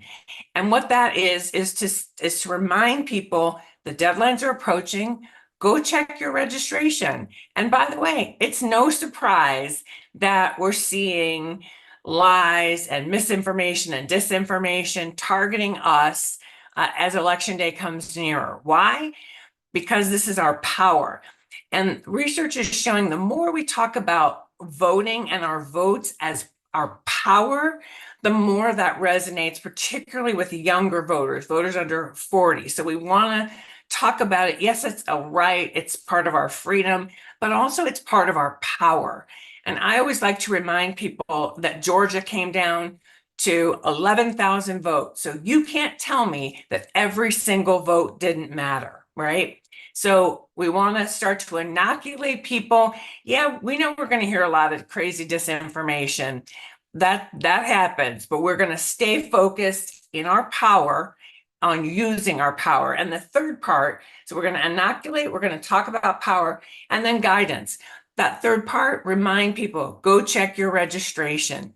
Make a plan for election day. Make a plan for how you're going to vote. Are you going to vote early? Are you going to vote in person? Are you going to vote by mail? We want to get people prepared for voting because, as we know, our folks, it's a lot harder in a lot of parts of this country for us to vote. So we've got to help people demystify the process. They should go to vote.gov if they have questions about their voter registration. Let's make sure that people have the tools and the information they need to vote. So as we are talking about voting, let's remember to keep talking about three parts. Number one, the inoculation. We know why they're coming at us because, by the way, if our votes didn't matter, they wouldn't be trying so hard to prevent us from voting. And that if we talk about it as power, we know that that resonates with younger voters and it is empowering to talk about voting as our power and to remind people how critical every single vote will be in this election. And lastly, make a plan to vote. Make sure you know that if you're registered, make sure you know the rules in your state, make sure you know your place. So those are just some quick messages I wanted to share because early vote has started and it's so critically important, y'all, that this is going to be a big part of how we are going to make sure Kamala Harris is the next president of the United States. Thank you so much, Karen, for always keeping us on message. We'll be sure to share your message points in the resource page of the winwithblackwomen.org. Go to winwithblackwomen.org. All of these resources and slides will be there. Thank you so much, Karen. You all make sure you follow Karen Finney on all social media and make sure you catch her. She's always on CNN. You're everywhere, making sure she shares the message and talking about getting out the vote. You know, it's so important. I'm going to bring up this Win with Black Women OG, but also someone who understands the pathway to organizing and winning a vote. It is none other than Donna Brazile. Sister Donna, talk to us. And hi, Zora.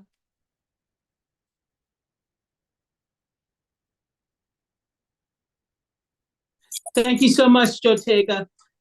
First of all, you know when I'm on these calls, whether I'm muted or unmuted, your number one fan, the original pet canine, sister girl, Zora May, is always on these calls. She loves this group of sisters. She's an original, you know, I don't know. I can't even explain this because my dog never sits on my lap until I get on the Win with Black Women calls. So 3 things, and I'm gonna make it quick. First of all, I was so proud and honored to be a part of the conversation on Thursday night. I was one of the women on the Zoom in the background doing the yay. It was wonderful. It was informational, inspirational, and I was proud today to say my part that well over 2.5, 3 million women saw it in the unique time, and so many more women. And as you all know, I'm sure from Sister Rachel, you know the impact. You know the impact of what happened. From reading the Times of London, the Financial Times, to the Wall Street Journal, it was covered broadly. All right, so let's get down to basics.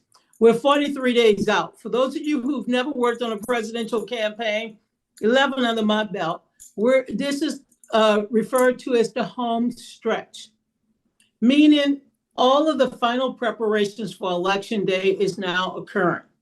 For those of you who were involved with us 4 years ago, you may recall that we talked about 5 states that could determine the outcome of the 2020 election. Of course, we refer to Michigan, Pennsylvania, and Wisconsin. The so-called blue wall that was cracked in 2016.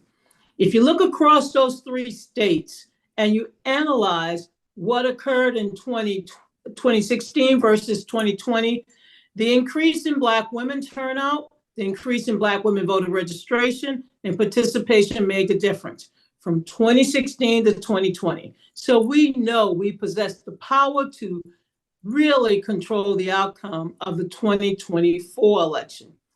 President Biden and Kamala Harris, of course, they were able to win the so-called blue wall as well as the expansion Sunbelt states. And let me just give you the quote unquote margins. In Nevada, President Biden and Vice President Harris won it by 2.4%. Arizona, 0.3%. Wisconsin, 0.63%. Michigan, 2.8%. Georgia, 0.23%. Pennsylvania, 1.2%. Now, that's the margin. And as of today, of those so-called 6 blue wall and expansion states, Vice President Harris has a lead in the margin in 5 of those so-called states. We know that in Georgia and Pennsylvania, they may be tied. Arizona, she may be behind. Here's the one piece of information I would like to share with everyone. Today, tonight, tomorrow, through Election Day, North Carolina is now clearly part of the so-called battleground strategy. Trump won it by 1.3%. You can translate that into less than 75,000 voters. Sisters, we have 6 weeks left, 6 weeks. That includes 2 first Mondays. I'm Catholic, so of course, All Saints Day. We have 6 Sundays to go. 6 Sundays, we will be on this call, but over the next 6 Sundays, we're going to give you very, very important information. Not just North Carolina is up for grabs, not just Pennsylvania is up for grab, or Michigan or Wisconsin. We're going to say to you, if you live in Mecklenburg County, Wade County, if you are on the eastern shore of North Carolina, we're going to tell you if you live in the outer suburbs of Philadelphia, Montgomery County, Chester, we're going Bucks County. We're going to go beyond Wayne County and the state of Michigan. And of course, we're going to go beyond in our great state of Arizona, Maricopa County, and we're going to go beyond the city, Clark County in Las Vegas. We're going to try to drill it down, because if you know 3 people, 5 people, I have cousins in Pennsylvania, I have, family members in North Carolina, we're going to really encourage you, in addition to doing all of the things you're doing in your states, to help us get those electoral votes in those particular battleground states. It's going to come down to less than 250,000 Americans across those 6 to 7 states. And we're going to really need your help and support. If you know someone down in those states, give them a call, send them an early birthday present, early Thanksgiving, go to Dollar Tree and get 6 for, $5. We need you to start communicating with your family, your friends, your colleagues, everyone. Even people you wanted to make up with 20 years ago, we need you to talk to them. So that's my message, Joteka. It's going to come down to the ground, 2 to 3 percentage points, less than 5 people per precinct. 5 people, Joteka. Now, you and I both have lots of cousins, first cousins and second cousins. We're going to need everyone to really reach and talk to their family, their friends, their relatives, their churchgoers, and many, many others. But I just want to say in closing, y'all made me look good on Thursday night. I looked so good that I kept cheering, and me and Zora kept hollering. And yes, I had my wine. God bless you all. Well, thank you so much, Donna. And I think that if anybody, we all know Donna Brazile, but we also understand the country's map more so than anything. And I believe what you shared, it's just so glaring that, 0.6%, 0.1%, 1%, these are margins of error. And I think we all know margin of error is like 3 to 4%, but this is way less than that. And so when it comes down to 2 voters per precinct, we all know, I got 5 cousins on the Zoom right now. And so I think that, we all could just think about our immediate, we think about these states, North Carolina. Kimberly Morgan was just on here. There was people in here talking about Aggie Pride, North Carolina A&T. We got homecomings coming up. You going back to homecoming, whether you going to A&T, whether you going to whatever homecoming you going to down there in North Carolina, or wherever you are going back, you're going to Michigan, go blue. For those of you who are Michigan, make sure you are reaching out, because this election will boil down to, as Donna said, 5 voters, 2 voters in each and every precinct. And Black women, we could really be the wave that is necessary to take us into victory. Donna, I hope that you'll be with us in the weeks coming for a special session on Numbers with Donna, where you could hopefully bring us the numbers and talk to us about the numbers, because you could do it better. There's no one better to do it than you. And we hope that you would come back from time to time in the Sundays leading up, these next 6 Sundays, and share the numbers with us.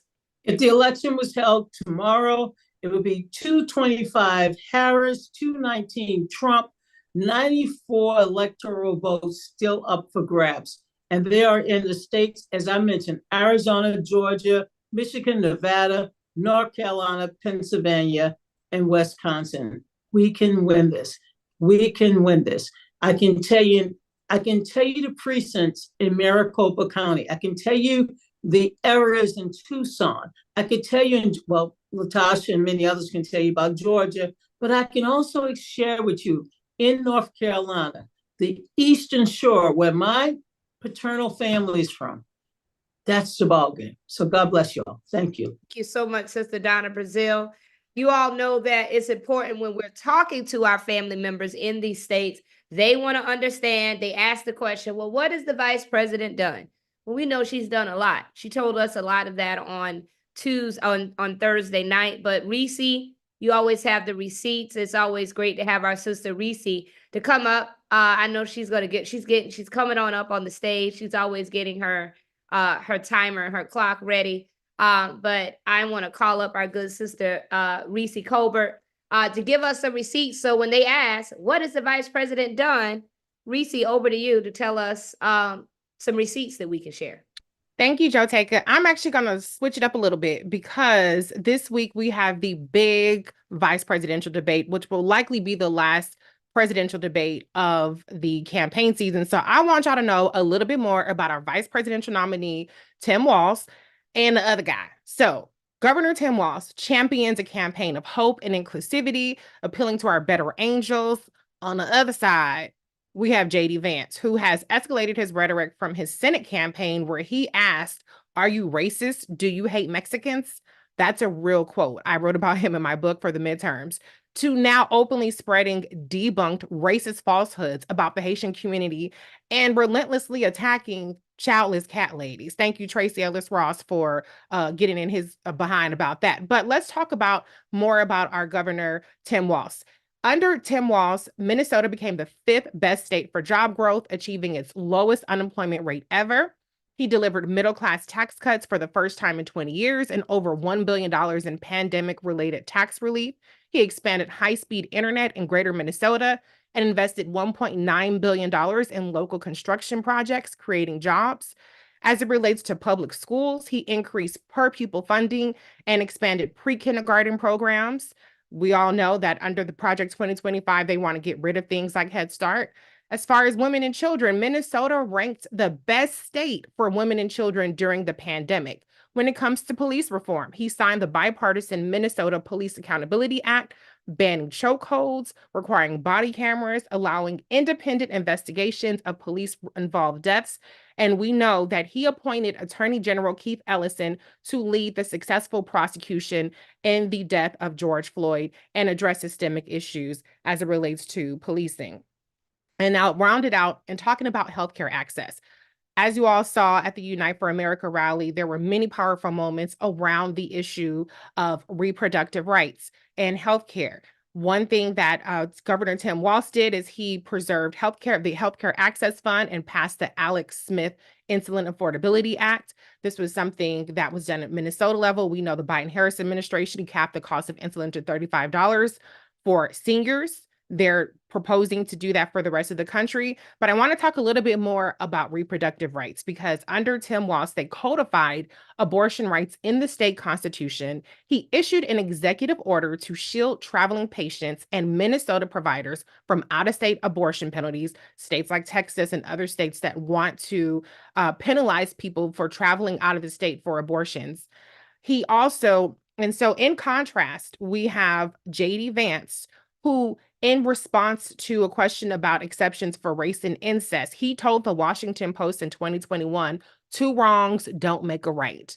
He once compared abortion to slavery, literally saying there's something comparable between abortion and slavery. He also peddled hypothetical racist scenarios, claiming that in a question about whether or not we should have a national abortion ban, putting forth this hypothetical scenario saying that George Soros would send a 747 to Columbus, Ohio, to load it up with disproportionately Black women to get them to have abortions in California. So he's playing on racist stereotypes about Black women wanting to, travel for abortions and being irresponsible in a number of things.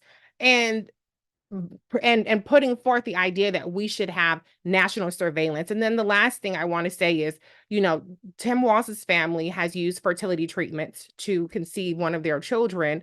JD Vance, along with the Republicans, have been blocking protecting IVF on a federal level. He voted to block the passage of the Right to IVF Act in June. Now he's tried to temper his rhetoric around IVF and around abortion, but the proof is in the pudding. He blocked IVF in June, and he's skipped the vote in September that they just had. He couldn't even bother to show up to protect voting, to protect IVF, or to stand on business and let the world know that he is full of it when it comes to any notion that Trump Vance will protect IVF if they were to be elected. So that, in a nutshell, is the contrast that we're looking at in this October 1st vice presidential debate between Tim Walz, Governor Walz, Coach Walz, and JD Vance. Reese, my sister, you always have the receipts. Thank you so much. Y'all follow Reese Colbert on all the socials. Reese with the receipts. We'll be sure to share Reese's receipts on the Win with Black Women social media. Next, you got the receipts. You heard the numbers. You got the message. We got to organize for the wins. My good sister in all things good, Sister Holly Holiday. Come on up. Where are you? I see you coming up, Sister Holly Holiday. There you are. Hey, Sister Holly, over to you, organizing for the win. All righty. Well, let me tell you, I am not organizing by myself. It is very exciting to be here with you all. I have to admit, I'm going to have a lot to share with you today. I'm going to try to get it done as fast as I can, but you all have been busy, and there's no way I can not share all of the things that have been going on. Let me make sure I have my right screen up. It is not doing what it's supposed to be doing. All right, there we go. There we go. So here is your organizing overview. And again, we've been busy. So first and foremost, I want to say a shout out to all of the women organizing in our state.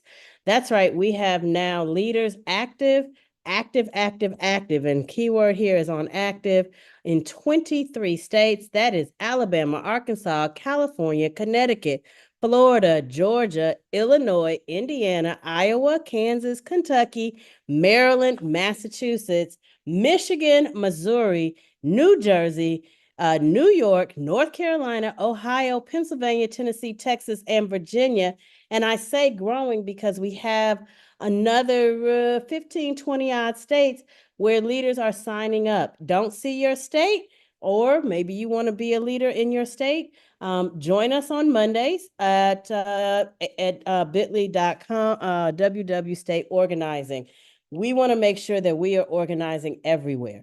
You want to know what we're doing in the States? Well, hold on to your hat, sister, because this is going to be a lot. Let's talk about Georgia. This is coming up. If you are in Georgia or you want to be in Georgia, plan to be there October 15th. This being led by our good sisters at Georgia Black Women's Roundtable. They want to do it again. You remember how they did it in 2020. Oh, yeah, and again in 2021. Well, it's 2024, and they want to do it again. They want to overload the polls, and they are looking for people to be a part of that. Scan that QR code, and you can join them. Note that all of these resources are both in our resource tab under documents in my report, as well as will be available on our website. And we'll talk about the website in just a second.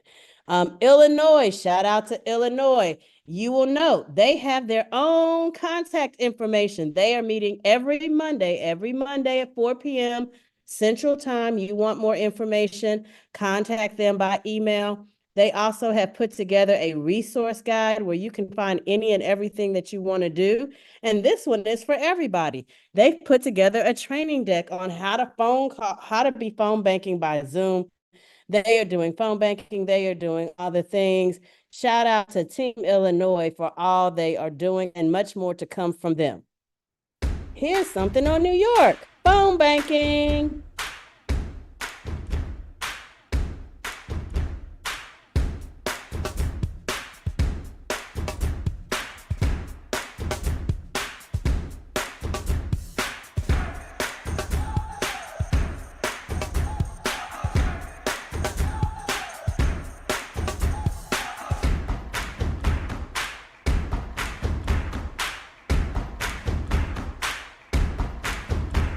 Who are we? We are Winning with Black Women.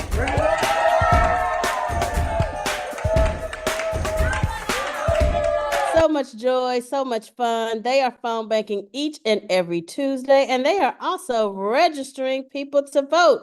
That's right. They have a voter registration that is happening on Wednesday, September 25th at Newburgh High School. If you are interested, you can contact them at Win with Black Women New York, winwithblackwomenny@gmail.com, and then put in the subject Orange County, and they will get you connected. But guess what? They have organizing happening all over New York, and they are looking for more people to get involved with them. So if you live in New York, Long Island, North County, Central New York, Mid-Hudson, Southern Tier, Finger Lakes, Mohawk Valley, Western New York, and even anywhere in the 5 boroughs in NYC, they have space for you. New York is getting it done. All right, well, let's talk about Maryland.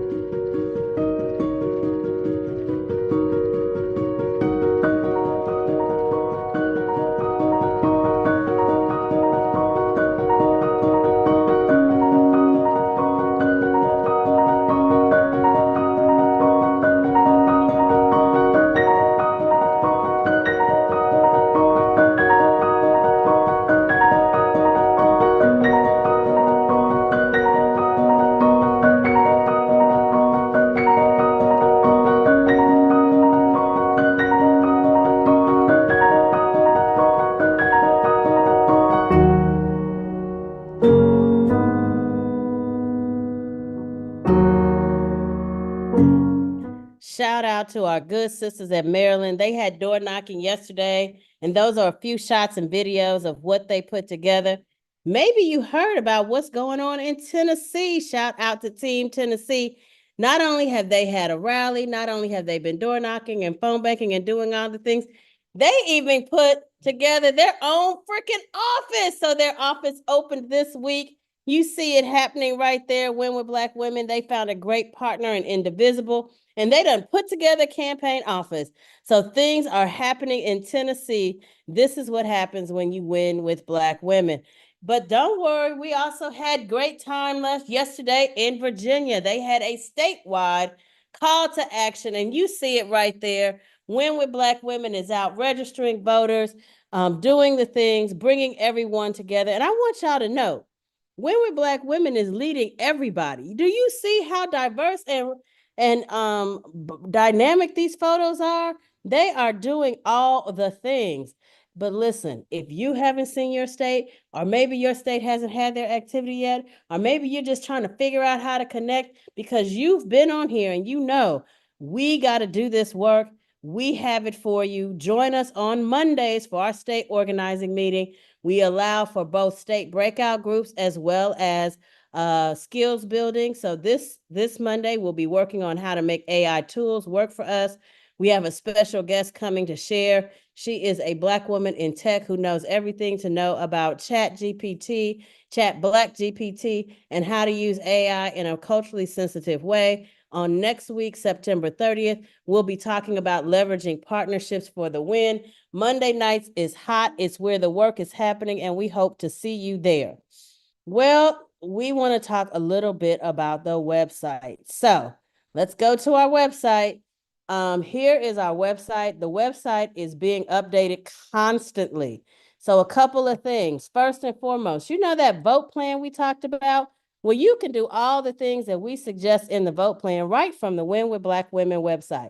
Now, I'm not saying this is the only way, but the great thing about doing it from the Win with Black Women platform is that we get to see how our work is adding up together. So you can verify your voter registration. You can register to vote. You can request an absentee ballot and vote by mail.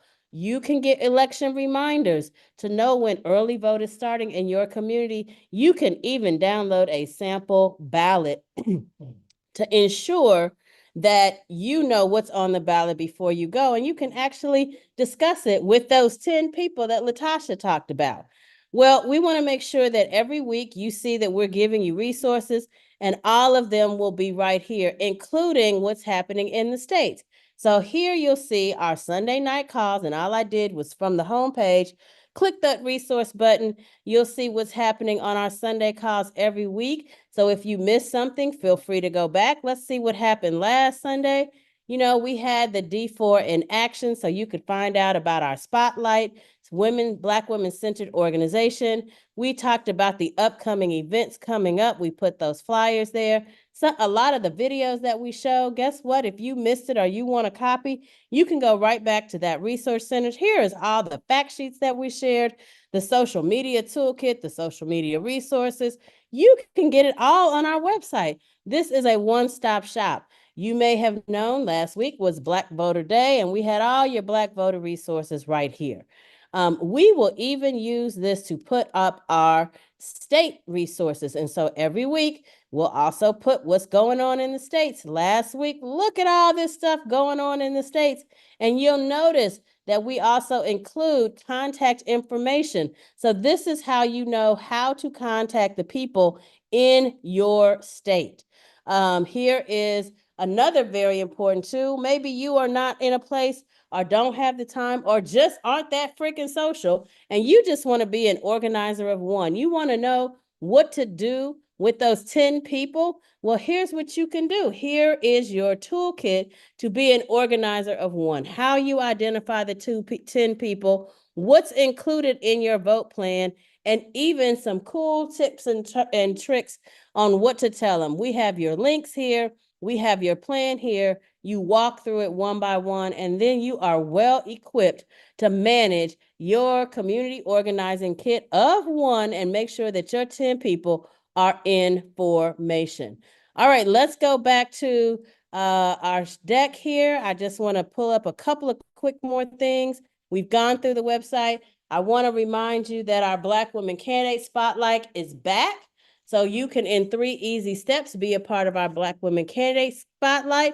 The good news is the Chiefs just scored, and so now we are in the lead. Touchdown for the Kansas City Chiefs. Back to Spotlight. All you need to do is to complete the Candidate Spotlight form. We will schedule you a recording time, and we will start recording this week. So if you've signed up, you will begin to hear from us this week for how we have scheduled that time, and we'll make sure that we get you in. As a note, candidates must identify as a Black woman and be on the general or special election ballot for this calendar year, that is 2024. If you need to know how to contact us, here's the link, as well as the QR code. And then finally, but not to be listened, and I won't play this whole thing. Hey there, who are you? But we have the cutest little video. You remember Schoolhouse Rock? Well, somebody had the genius idea of putting a Schoolhouse Rock video together for Project 2025. It's going to be here in our toolkit. It is a quick 4 minutes, but because we are running a little bit late, I won't play it, but I want you to know that it's available to you. It is such a great tool to share with anybody for a quick primer on Project 2025. I want to thank all of you for all that you have done this week to do all the things to get organized, to do the things on the ground. We are everywhere doing everything. And ladies, I don't want you to feel like there is not one thing you can do. We want to make sure that you have the resources, as Donna shared, to do all the things. We don't want anybody to wake up on November 6th and not say they didn't do everything that they thought they could do. Joteka, thank you so much for allowing me to share some of the great work that's happening around the country with Win with Black Women. And let me just tell you, so much more to come. It's a lot, y'all. And so if anybody asks you, and all y'all do is just get on Zoom and have something that feels a little like church, a little like, nah, we actually do that too. We do both and that is the thing. I think this word joyful, the joyful voter squad, the joyful warriors, that is who we are. We can celebrate our joy, have our inspiration, and do the work. As LaTasha Brown often says, we can hold both at the same time. So if someone asks you, yes, we are doing the work. And we're also super excited. The active team is going to and want to send press to all of your activations across the country. We're getting a lot of press requests asking, hey, can we embed? Can we go see the work in action? How are you? The biggest question that I get from press, and I know you're out there watching, so they ask, how are you harnessing this inspiration? What's next? What's next is what we've been doing for the last, I don't know, umpteen days. We're organizing. We're knocking on doors. We are turning out voters. We're doing phone banks. We're doing trainings. We're doing all of those things. And now they can go to the website. They can see it. They can join it. But most importantly, you can get those website. Go to our website. There are just so many resources, and also our Instagram pages. Thank you so much, Sister Holly. And I see all of you all in the chat say thank you, thank you, thank you. We wanted to take the time tonight to walk you through the website. I think maybe we'll be able to do it maybe next week, Holly, maybe just at the top of the agenda. I think we ought to be able to do it at the top of the agenda as well, do a short segment on that so that folks can kind of get another update on the website. Next, I'm going to go over to my sister Chantel Mullen. I know we try to keep these calls for exactly 2 hours, but just a little bit over tonight. Bear with us. But Chantel, you got a report that I think we all want to see and hear. The coalition. And I know many of them are on the call tonight. They told me that they'll be watching. Shout out to the Swifties. I have my Swiftie friendship bracelets on. Yes, my bracelet too. I have my bracelets on. Shout out to the Swifties. Over to you, Chantel. Thank you, thank you, thank you. I am going to share my screen here for just a moment, because I am really, really happy to give you this report. All right. And so, you know, every week I share this graphic on the top where it says, calling all voters. Yeah, we mean all voters. Who knew that we were actually going to take that and make a video? So let me show you this cute little video. That was our promo video for United for America. 140 groups, $20 million raised. Oh my goodness. It's time for us to unite. We have got to. Hey, Shannon, it's your taker over at Win with Black Women. Did you get my email? Of course we're going to answer the call. I'm in. Like Taylor says, we all got crowns. We would never miss this, like ever. We're so in. Just for Kamala? We're in. Yes, we wouldn't miss it. Count the LGBTQ plus community in. Well, of course the Latinos are in. Sí se puede. This is going to be amazing. Of course disabled Americans are in. You want in? She has Me my support, too. my full support for her. Girl, Yay! yes, I'm so excited. We've analyzed the data and we're fully on board. Tech is in. Caregivers are all in. This is exciting. Native Americans are definitely in. I can't wait. Native Women for Harris are in. 100%. We all in. One with Black man. Let's do this. Man, the fellas would love to be on the call. We are in.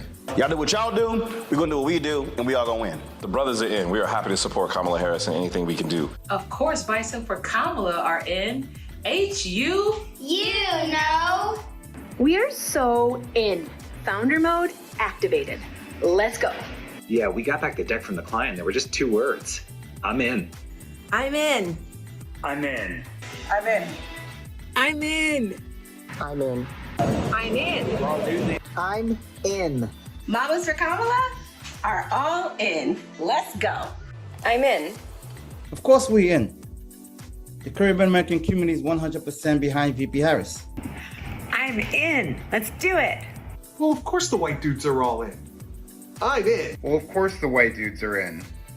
I'm in. Of course, all the kids are in Kamala too.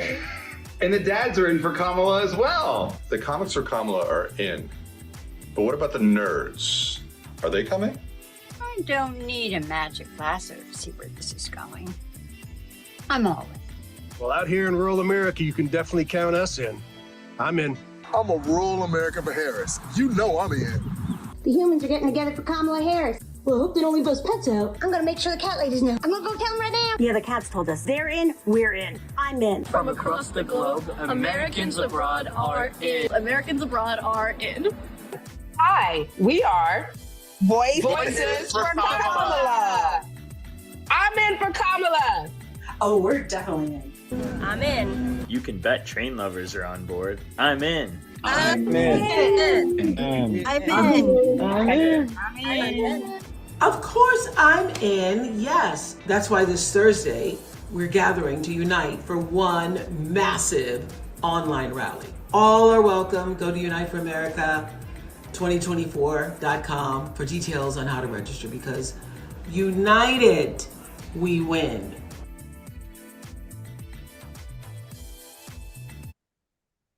Y'all, I just thought that was the most amazing video, and it was so wonderful to see all the groups on the ground and everybody in. I also want to take a moment and shout out our amazing Win with Black Women. 140 groups. That was on ground. And here we are. So,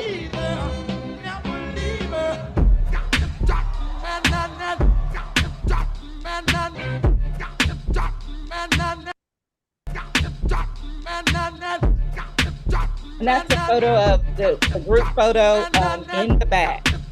So a great time was had by all. But you know what? Our groups are still organizing. Here's some upcoming calls. We got the Geeks and the Nerds, hosted by, of course, the Linda Carter.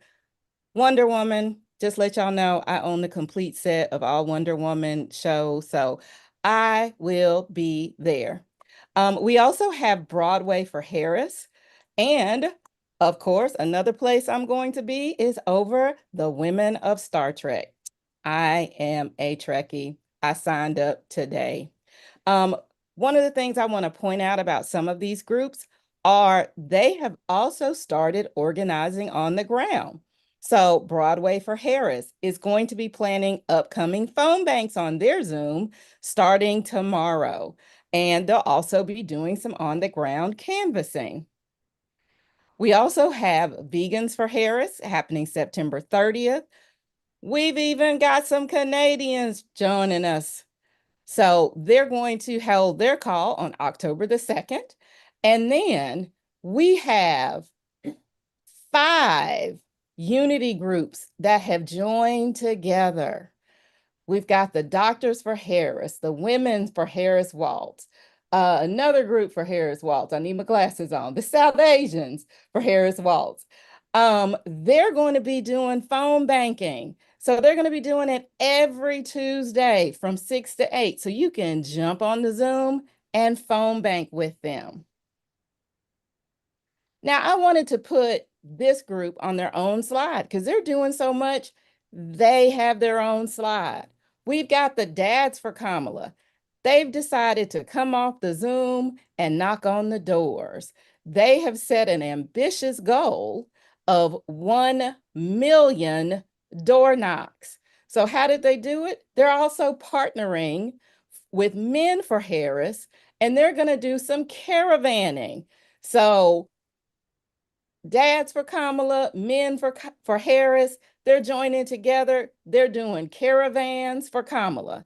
They also have set up a weekly phone bank on Thursdays from 6 to 8. So you can jump on the Dads for Kamala and Men for Harris weekly phone bank. You know, the groups, they're just they're inspired and they want to keep moving. Then we have other groups that have set up weekly calls. We still have the Black Voters for Harris. They are Saturdays at 1 p.m. We've got Women Wednesdays. every Wednesday at 8:30 p.m. Eastern Time. We've got the White Dudes for Harris. They are organizing all the way through October the 29th at 8 p.m. And we've got a Florida weekly organizing call every Wednesday at 8 p.m. Don't forget, we've got some great merchandise over at the Win with Black Women store. I'm going to drop that link in the resource tab. We've got some new merch. There's a new presidential shirt that has a young Kamala featured on it.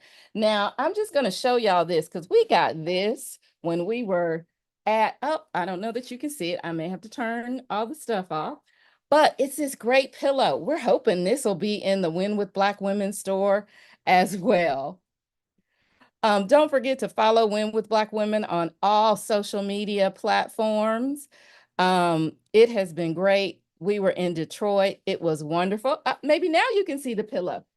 The Win with Black Women pillow. Michelle, we need this pillow in the store. Y'all, when I tell you this is the softest pillow ever. And with that, Joe Taker, I'm going to turn it back over to you. Thank you so much, Sister Chantel. And sisters, I know we are almost at the end of our agenda before we wrap up with some beautiful wellness and a spiritual closing.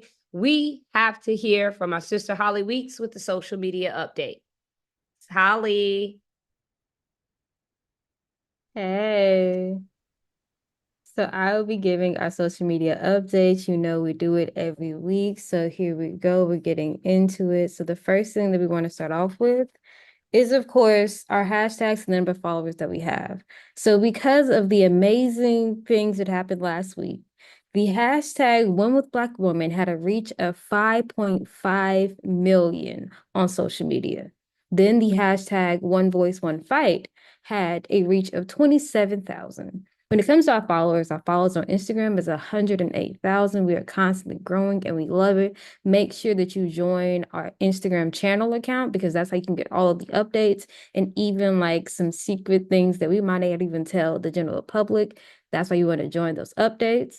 In our threads, we have 18.6 thousand people on threads. When it comes to X, it is 29.3 thousand. And our Facebook is the second largest platform, which is 75.7 thousand followers, which is both on our groups and in our page. Next, we want to go to, of course, what our social media plan is, and you will see it on the website and in numerous different places. And the three key things that we're focusing on is our sustainable future, and that has to do with our climate, that child tax credit, which is something that Kamala Harris is championing, and you know that she does care about families and that she wants us to make sure we help each other. And last is capping prescriptions on drug prices. And that is something that she has been fighting for a while, and we want to continue to help her fight it, which is why we always want to bring light to what she's doing and how we can do it to push the message along. The next thing that we always know is the Black Joy. Now, our Black Joy is also something from last week, and we're going to highlight the chefs from Harris. So I'm going to turn my camera off, so then that way we can watch the video. Everyone, I'm Chef Huda with Chefs for Kamala. Listen, tonight has been magical. Oprah Winfrey, Madam Vice President, Win with Black Women. Thank you for inspiring all of us to do something like Michelle Obama said. Listen, go to chefsforkamala.com. We have voter registration information on there. We have events coming up. We have calls coming up. You can get involved. You are the best person in your community to mobilize your community. So go to chefsforkamala.com and join us today, you guys. All right, have a blessed day. Remember, do something. Bye. So yes, that was Chefs for Kamala. I do stand corrected. I'm sorry, it is Chefs for Kamala. So please go follow them. They were also there. They are a part of the Women Black Women family as well. So we always have to shout that out. The next thing is, of course, our state social media accounts. So like I said last week, we want to get all of your social media accounts so we can start highlighting you and all that information. So make sure that you send us your information to info@womenwithblackwomen.org. And for everyone who currently has a social media account, please DM all of the Win with Black Women platforms, hashtag one voice, one fight. So then that way we can follow you back and start making sure that you're like the top things that get reposted for everything, because we are one voice and we're going to have one fight as Win with Black Women. Even though we're in all these different states, we're doing it as one voice, one fight, because that one voice, one fight will help us with this election.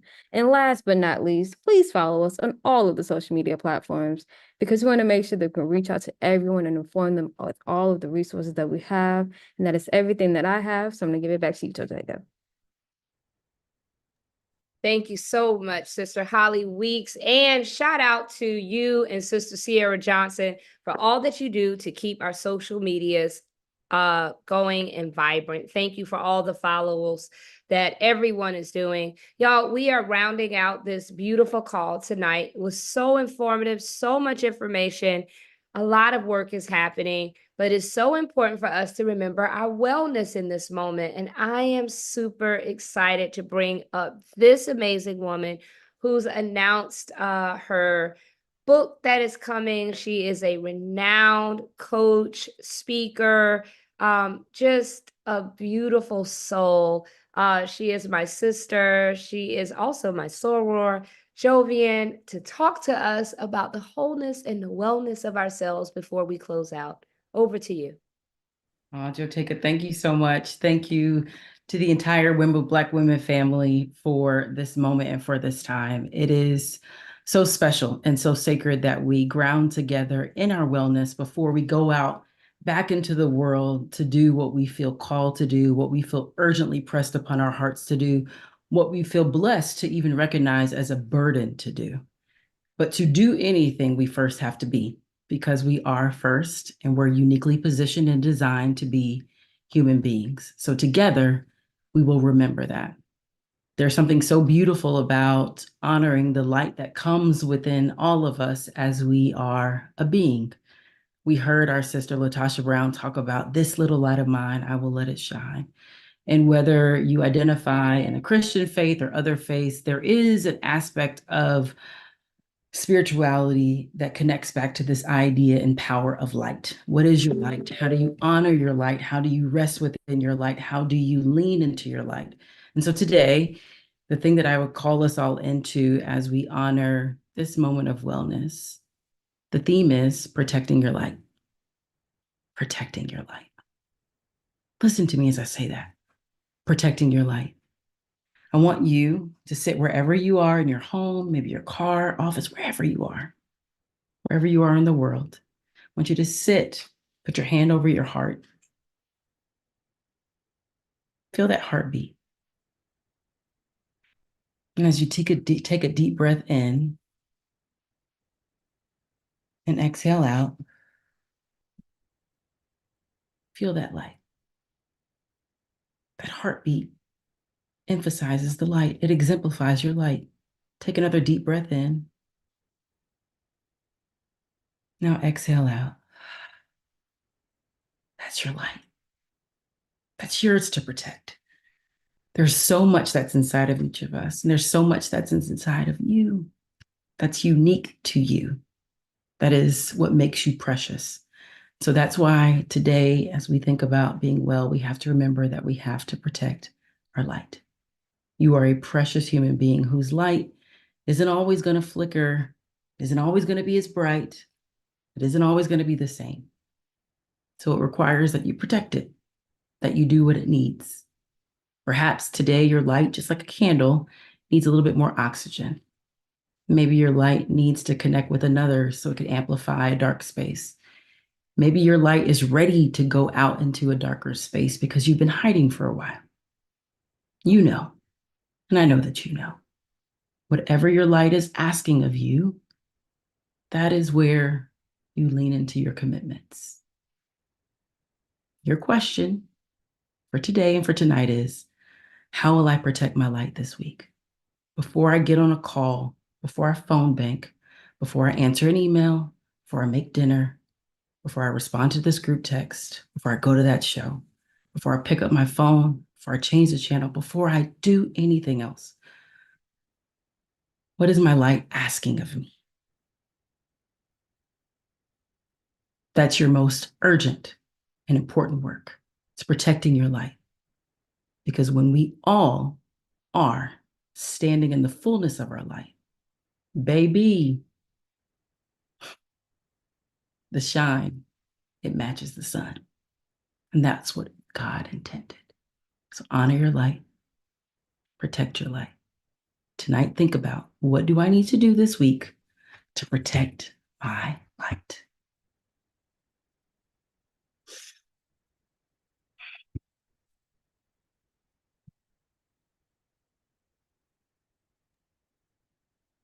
Simply profound. Protect our light. And when we protect our light, the shine is as bright as the sun. Thank you for that, Jovian. Thank you. Sisters, let us close in the spirit. And I invite our sister NJ to the Win with Black Women virtual stage to close us in the spirit. Immediately following, we will go into after hours, in which we will have a multitude of breakout rooms.